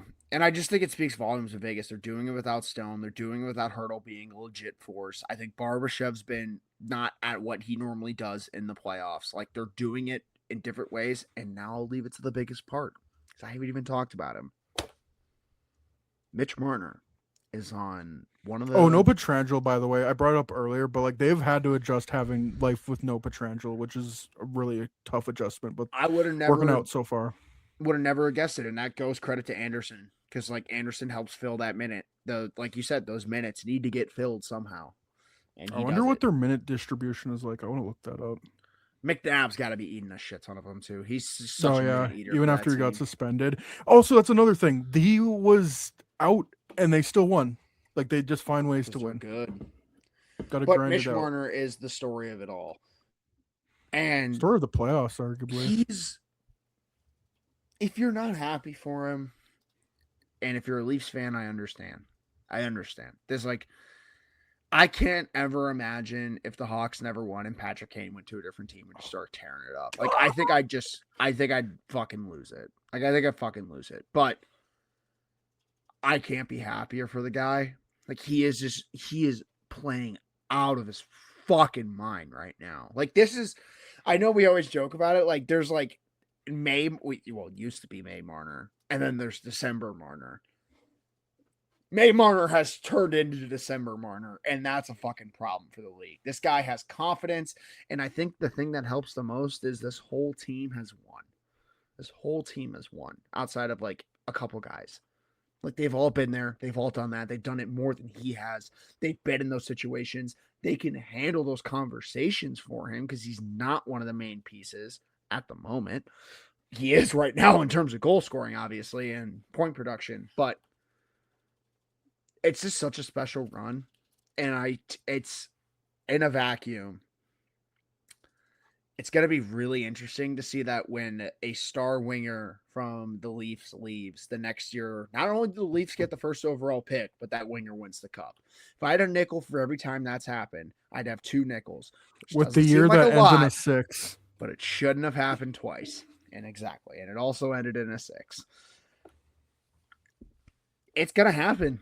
And it's going to happen against the Habs. And I kind of am begging to watch those streams from Dangle. I think it's going to be an all-timer. I think it's going to be an all-timer.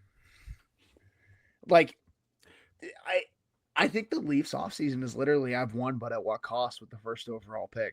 Because this has got to be the worst outcome. It's monkey paw for sure. Like, get the first overall pick, but Mitch Marner wins the cup in a Conn Smythe. Oh, and the Habs are about to come out of the East too again. Yeah. Before you even get to a conference. Oh, now Marner can beat the Habs. Yeah. And the Habs have made it to the cup final twice. So, like when Mitch decade, Marner gets a goal decade. against the Habs in the Cup final, how's that reaction going to look in Toronto? I actually will listen to Toronto radio that day, like 100%. I will. We got to turn on Bunkus 660. show, Nick Kiprieff show. Yeah, get them on the line. We got to hear all those fucking reactions if that happens. Because I'll tell you one thing: their reactions to Game 6, priceless. Although they were all gentlemen, they all agreed, very happy for Marner. But then, the fan comes out in you. And it's hard. It's hard to watch one of your players who, let's be honest, if you talked to the Leaf fan 5 years ago, probably would have expected his jersey in the rafters. And he's going to go win a Conn Smythe with another team that is basically the Devil's reincarnation in terms of the NHL. Do you want to get into that aspect? Because Vegas is winning, but they are just the true villain. And I know everyone hates Vegas. And I'm like, I love that because I think the NHL needs villains, especially players. But that whole organization just does not give a fuck. And it's just like, since they found out they can win doing that, they're just doing it even worse. The the whole John Tortorella and them not answering to the media tobacco. I think the NHL putting the whip down on, like cracking the whip on that has to do with the Bruce Cassidy stuff. It's like, oh, you're already a pain in my ass. We're looking for an actual reason within like the NHL rules to fine them or like penalize them, because legally it's within Vegas's right not to let Bruce Cassidy go coach for the Oilers or even the Kings, because he's still technically under contract with them. But obviously the morality part is that's just awful. Let the guy go coach somewhere else, do what he needs to do, even if it is a division rival. It's a little bit of a Streisand effect thing with them being like, well, we don't want to cause a distraction, but by saying that, you are causing a distraction. I think if you just let Cassidy go and do his thing, you're not getting all that attention. Like I haven't read into why they didn't do the media. They said they just wanted to get an early flight, which I think is fucking stupid. Like stay in Anaheim, LA area, county, Orange County, whatever, and party because you just beat the Ducks. I don't get that. I think they're just trying to be the villain, and they are succeeding in it. Yeah, I mean, it's unfortunately like we talk about it all the time. You know, the NHL and sports, for that matter, it's a business. It's a business at the end of the day, and Vegas runs it like some of the best businesses in the world. And that's They the run it the unfortunate most reality. ruthless, not in hockey, but like just in sports in general. Like how many franchises in sports can you think run like that with an iron fist? The Like, Rams. yeah, and they've done pretty won. well for themselves. Yeah, they won. There are teams that have done it, but it's not at this extreme. Like not at this extreme, and they've seen success from it. So it's you can't really knock them for it. And if I'm being honest, I think I would respect my team for being that cutthroat. I'm just gonna be honest. Like and that's this. It's gonna like I don't know. Like I like to believe that like I'm player first with a lot of stuff, but also like there was a time where I wanted to be a GM, so I can look at the sport from a business sense, and in a bad way, and you can't have relationships in some of these cases the way No, it's that the some Billy players do. Bean. No, I don't want to mingle with the players. Like I don't go on flights with them. I don't go No. on trips with them. I don't want to get personal with them. That's it's what sports are at the end of the day. It's a business, and as much fun as it is, that's what it is. So I have a sad respect for them in a sense for being as cutthroat as they are, but at the same time, the humanity aspect, it is a tough pill to swallow for a lot of these players who, let's be honest, if you don't have a no move, you're basically free reign for whatever they want to do. Like last year, it was Nick Hague. Who knows who it is this year? Hopefully, it's to the Hawks. Ivan Barbashev. But It would take so many players on that team. don't even get me started. You gotta have a cutthroat aspect to be great in this business. And it's funny with the way this playoff is shaken out. We talked about this. There's a lot of teams that are built through trade that have made it this far. And I think that speaks to the management group. I think that speaks to the management group and their ability to assess what they have, not get too attached to what they have, and understand where they need to get to. Carolina does a great job of it. Vegas does a great job of it. Colorado does a great job of it. And I'd argue, if you look at Montreal the last 5 years, they've done a damn good job of it. So I think that ability to know when to hold your cards and when to show your hand is such a deal breaker with some of these GMs. So that's really the point I wanted to make. Yeah, I think we've gone through before. Vegas has made so many big blockbuster trades, and they've won basically all of them. Like even the worst, them trading Nick Suzuki, but they still got, I think, a couple good years out of Max Pacioretty. But also just the small transactions they moved. They got Brett Howden for a 4th-round pick and Nick DeSimone, I think that's how you say his name, and they've developed him into like a very good bottom 6 contributor. When I remember reading graphs of him on the Rangers of like being the worst player in the NHL, I think he was originally drafted by the Lightning, in 2016. But yeah, not in like addition to being able to like make the big move, flashy moves, they've also done a lot of under the radar moves. Like they're probably gonna get rid of Aiden Hill this summer. I think they got him for like a 3rd-round pick. Yeah, just kind of going through how they built this team, they traded Zach Dean for Ivan Barashev, and I think in a second round pick they also trade like we call them ruthless, but they are such a smart organization too. They've known when to move on from guys too. Jonathan Marchessault, who won the Conn Smythe Trophy, they moved on from him. And we got our new Jonathan Marchessault with Pavel Dorofeyev, who's they're gonna keep him. They're gonna move other guys. They're gonna keep Dorofeyev because that's a 25-year-old who could score 40 goals if he keeps on this trajectory. I don't know what they gave up for Nick Dowd. I don't think they gave up a first, but that's another great trade. Like, and then like around the margins, you re-signed Riley Smith. I think they traded like a late pick for him. They signed Brandon Saad. Yeah, just an incredibly, in addition to being ruthless, like such a smart front office, and usually they make the right decision. Like the only bad contract I'm looking at right now is Aiden Hill. I don't know how you move that, but Vegas always finds a way to do that. Yeah, I mean, that's one thing they're known for doing is abusing those no trade clauses and the specific teams that they can attack with.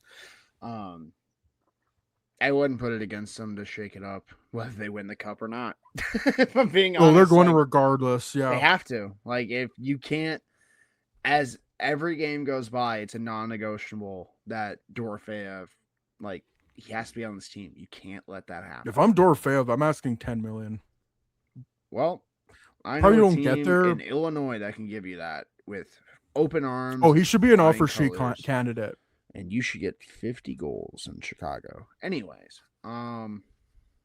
yeah, just Vegas is going to be like Vegas's management group is going to be one to watch going forward. But at the same time, the team they put together is unironically getting it done right now against the President's Trophy winners. And should we get into it? Like, Cale Makar being out is the biggest factor in this series. Like, it took an hour and 45 to start talking about it, but it's just like, I love that, dude. love Like, that. him being out is such a difference maker in this series. If they have Cale Makar, it's a different Colorado team, but because it doesn't only affect their back end, their power play gets crippled without Cale Makar. And Vegas's penalty kill has been dynamite. So it is a match made in hell if you're Colorado, and you're really hoping that your depth shows up tonight, because holy smokes, if you go down 2-0 back to Vegas, might as well just wrap it up. It's over. Might win a game or two, but that's... And it's times like these where it gets concerning that you don't have a number one goalie. Because, let's look at Montreal, for instance. Montreal, every time they've lost, Dobish has bounced back. Every time. Vasilevsky bounces back every time. Like, elite goalies, that's what they do. I'm not going to sit here and say Blackwood or Wedgwood is elite. They're both very good, but... That's great. Who's less rattled right now that I can throw in the net? This is the Minnesota problem. This is literally what Minnesota dealt with last series. I'm curious to see how Jared Bednar deals with it, because his back end's flailing in terms of injury. And I don't know if you could blame it on the goaltending, but like, you don't have a sure say in net. Like, let's be honest. They've played both goalies pretty evenly this playoff. Nathan McKinnon's been rock solid, as you would expect, but it takes more. It takes a village. Who's going to step up tonight? Who's going to step up for Colorado? Is it Brock Nelson? Is it Logan O'Connor? Just kidding. Probably won't be. Is it... I mean, he was like one of their better looking forwards in game one. Like, I noticed him the most out of anyone. I love me some Logan with O'Connor. the speed. I'm just saying, like, he can't be your deal breaker. You know what I mean? No, like, you need like your Nichushkins to sit up. You need your Nazem. Like, this is the game where Nazem Kadri should take over. Like, let's be honest. Like, we talked about it ad nauseum. They're 5 centers deep on this team. Start using it. Just start using it. And like we mentioned it, if they go down 2-0 back to Vegas, it's going to be a problem. It's going to be a problem. Yeah, I hate to say it's over with a team like that's good like Colorado, but yeah, down 2-0 on the road against Vegas. Oh my God, that's gonna be tough to come back from. Tough pill. Yeah. What do you think? And about, Vegas. What do you think about the Makar injury? Yeah, I pretty much agree. Like, Blues the best defenseman in the NHL. That's always going to be tough to replace. And it's a time of year where if they're injured, it's a pretty damn good injury. I think he separated his shoulder or like something like that because it can't like it. And I think I talked to you about this a couple times. Like that hit was so light. There's no way. Like there's no way that it Must got have been something re-aggravated. lingering. Exactly. Yeah. And I know he's had something going on with his hip. Like he's playing hurt. There's no doubt about it. And I still take 60% Makar over a lot of the league. So that's just the reality of the situation. But, I got to give Jared Bednar credit.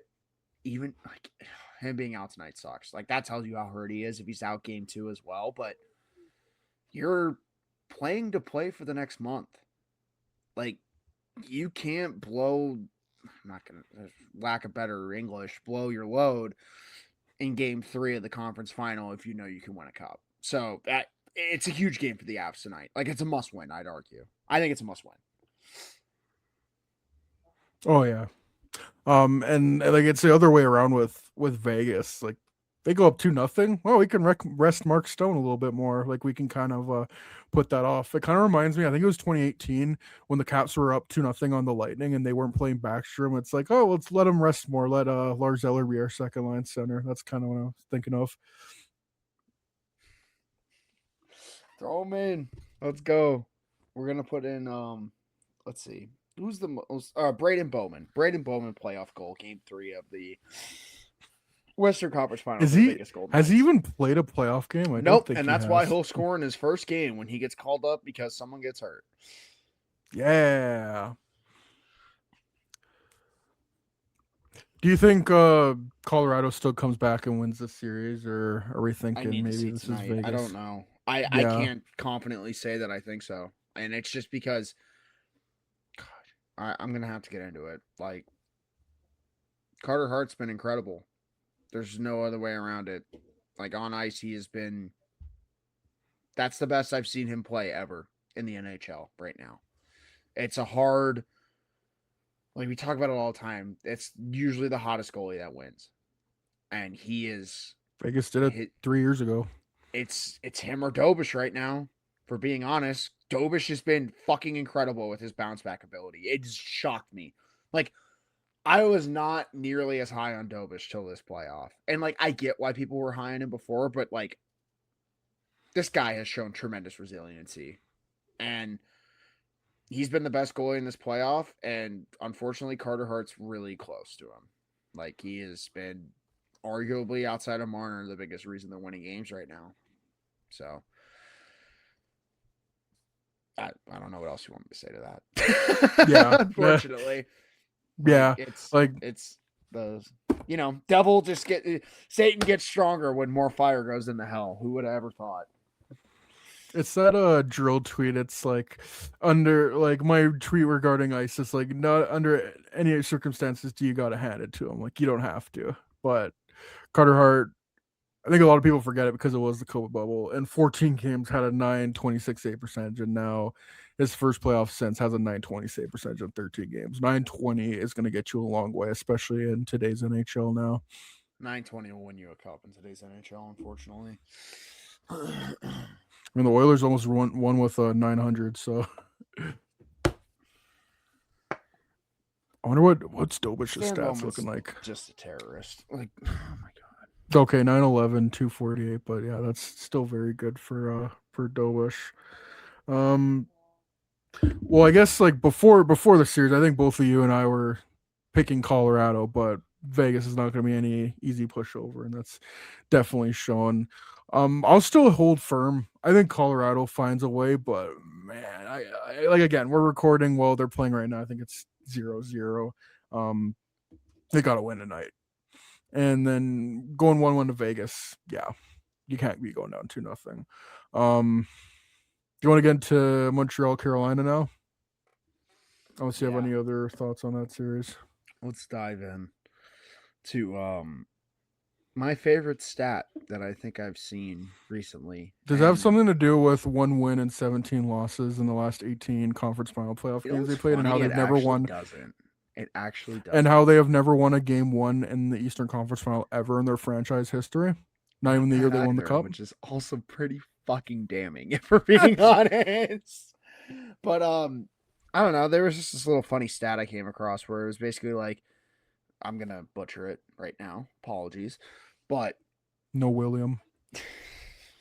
well, rest in peace, rest in power. But he's with Becca now. I don't even remember what I was. God damn it! Like, got me. Stat. Yeah, it's gone. Sorry. Oh, no. I got it. I apologize. Okay, good. It's been a long week. It's been such a long week. Yeah. Basically, it's definitely a Friday night. when a team sweeps a series and then another team comes off the game 7, the team coming off the game 7 has won like 6 of the last 7 series, I think. And I think game 1 was a pretty damn good implication of that. I hate that I just had the biggest brain fart ever with that because it's such a good. Like, No, you're good.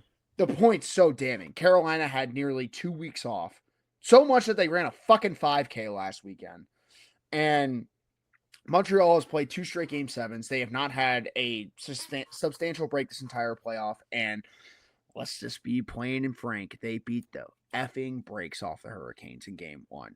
At first period, I have never, for all my NHL 26 fans out there, I've never seen a more EASHL equivalent game in my effing life from that Carolina team. I've never seen so many breakaways in my life. I've never seen so many turnovers So in my many life. odd man rushes, yeah. Very Breakdowns, uncharacteristically sloppy. Jacob Slavin in front of the net and 4-on-4. Like, what are we doing? Like, it's that first period was damning. Like, that was damning. What did they give up? 3 breakaways in the first period?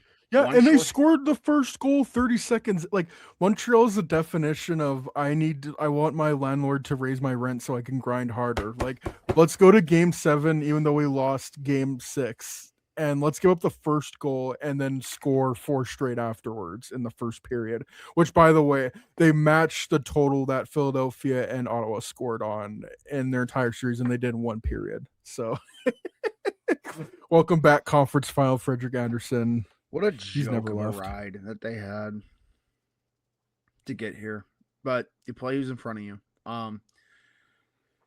You got to take a long look in the mirror if you're Jacob Slavin, Jalen Chatfield, Keandre Miller, all those guys. And here's Anderson, too.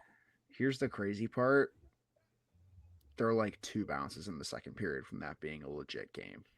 Oh, they were. Unfortunately. I think the biggest, like the most The third damning period thing is the third period was brutal. They went, I think, like 18 minutes without a shot. That cannot happen. Unacceptable, especially with the way they played in the second. You can't do that.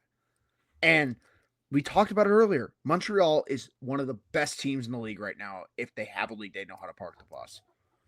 And they're going to make you fucking work for that goal if you need it. And unfortunately, in your case, you needed 4. So, or 3. Or then 4. Point is, It was going to be an uphill battle. 100%. They don't even have their skating legs right now. Like, you want to talk about must-win game 2s. I don't know what you're going to do if you're going back to the Bell Center, Monday, Tuesday night down 2-0, and that crowd's rocking, and they drop another 4-bomb on you in the first period. And here's the craziest part. You can't even blame Frederick Anderson. Like, I'll tell you one thing. Andrei Svechnikov got fucking cooked last night at least 4 times. Which He's is not rough. been good. Bro, like, that's one We of need your more best out of him. players, and he had, like, at least 3 good chances, like, clear chances on the net, didn't score in any of them. Like, your best players still can't take that extra step. And, like, sometimes, like, I get Brandon Moore losing his shit. Like, it's literally Stockholm. Like, it's the definition of insanity at this point. They're doing the same thing over and over, trying to think it'll fix. And I'm sorry, Nikolai Ehlers isn't going to fix this. This is so much in between the ears with this team at this point. Like, how many times in that game last night did they just miss choppy passes in the offensive zone? Like, there was multiple times at that Hall line where someone could have had a breakaway, and it was either a pass that was a step in front or they missed someone to the side. Everyone was off last night. It's one of those games where I don't know if I'm right to do this, but you have to chalk it up to like what the Hawks did at one point. Like I think they lost 5-1 to Vancouver game 1 in 2010, and then you just bounce right back. Like, you can't I was let that thinking- game dictate the series. I was thinking 2015 because they had a 10-day rest in between the Minnesota series because they swept them.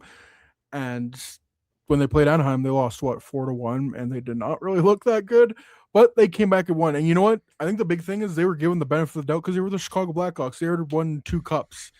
Carolina, you get no benefit of the doubt. I think if any other team loses that game one, it's like, oh, it is the Russ. But Carolina does not get that benefit of the doubt. You've been horrible in the conference finals for ever since you won the cup in 2006.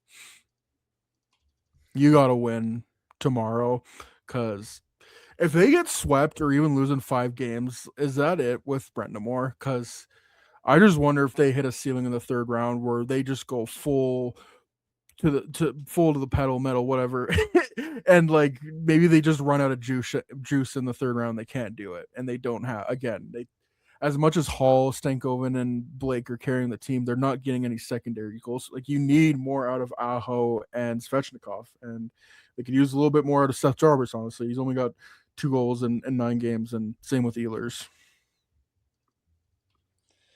Yeah, their big guns need to step up. There's no other way around it. Like, I feel like we say this every fucking year with Carolina. It's always the same guys that we're asking to take another step, and they never do.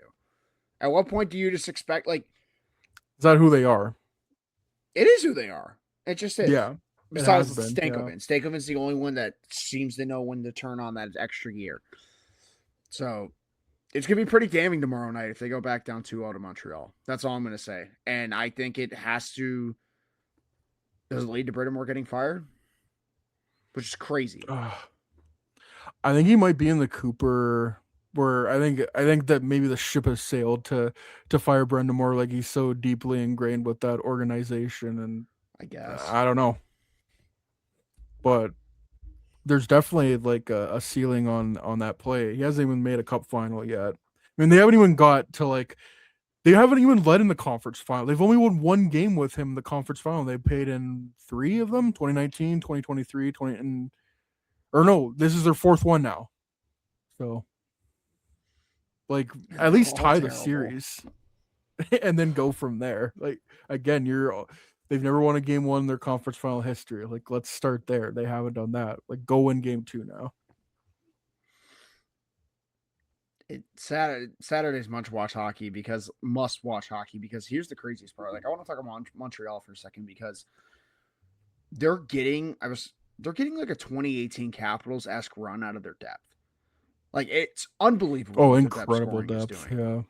And it's Texier, it's fucking, Newhook, Evans, Gallagher's making plays all over Doc's the got a place. couple goals. Docs look great. Bolducs look great. Like, it takes a village, and Montreal is getting it done from all aspects. So much to the fact that their top lines looked subpar the first 2 rounds, and they're still here.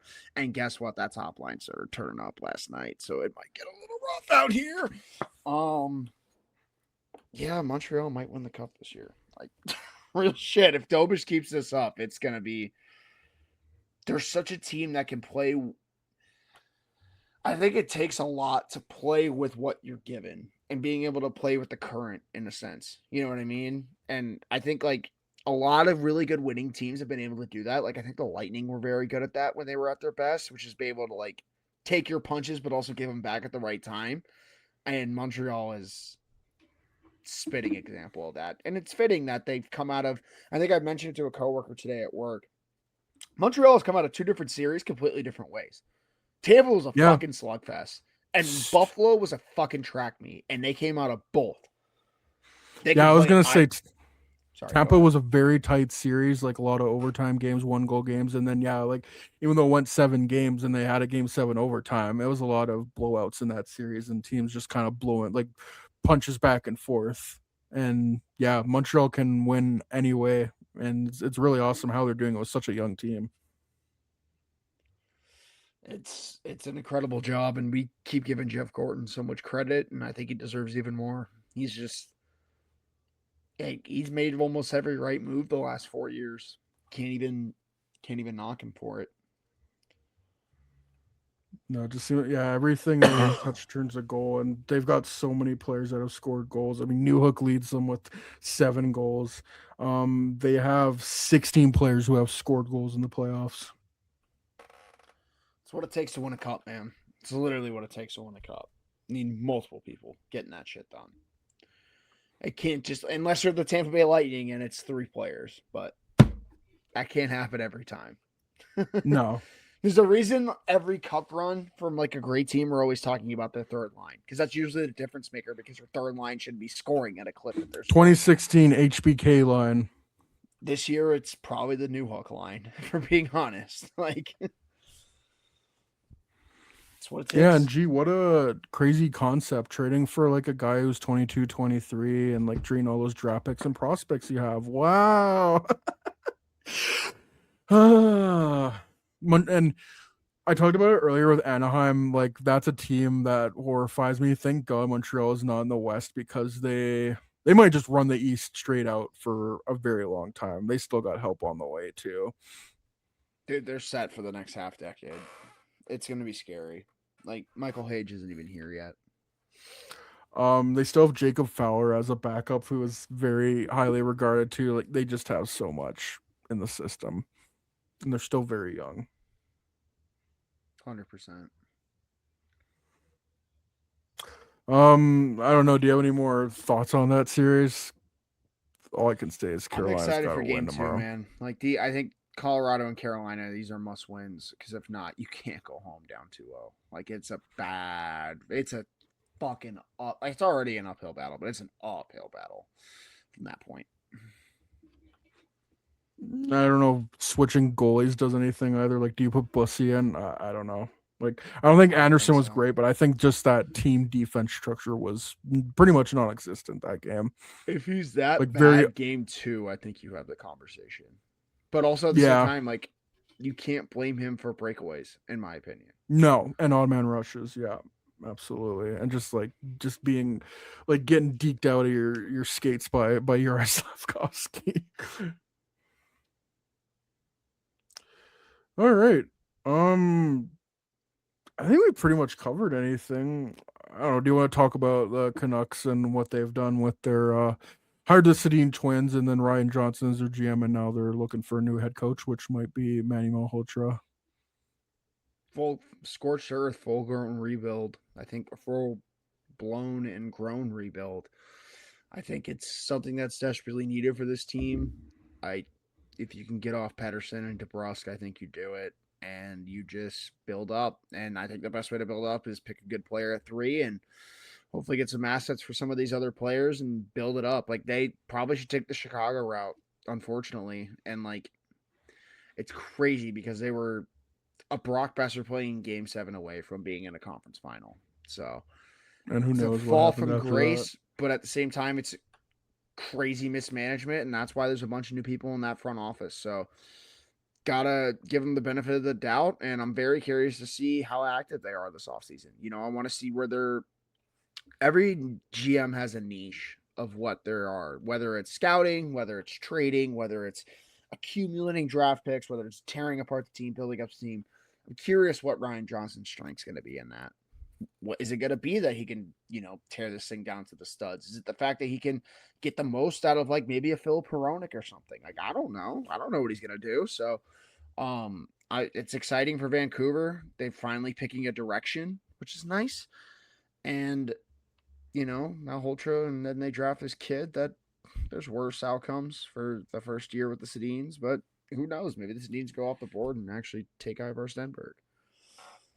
I mean, that's what they should be doing, but I think all the scouting they've done this year, I would think they pick Malhotra, because rarely do you ever step in this late as a GM, and if all the scouts want Malhotra, I doubt you're going to be like, oh, no, let's go this guy. So, I mean, if what we're hearing is true, and like Malhotra has been at the top of their lists, I think Sans McKenna, then it might be him. But also, if you're hiring Malhotra as your coach, do you want that? I don't know. Be interesting to watch. I mean, just the whole order of the draft is going to be interesting to watch, because it's got to be McKenna at 1, but there's a part of me where I'm like, I'm not fully convinced. I need to see draft day. It very much feels like 2022.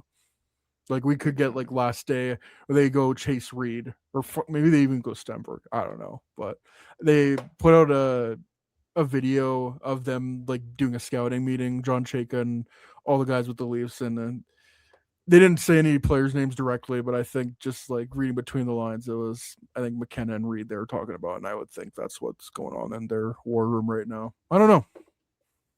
I guess we shall see. We'll only know at the end of June, unfortunately. And it's gonna be, I mean, still like 5 weeks away, but that's gonna fly by. We're gonna know pretty quickly here. Big time. Like honestly, as soon as the month turns, we're probably gonna see something. Yeah, it's a weird time, like part of the playoffs where there's not games like multiple games on every night, like it's only one per night, and then we're kind of starting to hear all the rumors, rumblings, the tire kickings, all that stuff before the draft. I know we've gone a long time, but do you want to do a quick mock draft or maybe save that for another time? We should save it for one more show. Fair enough.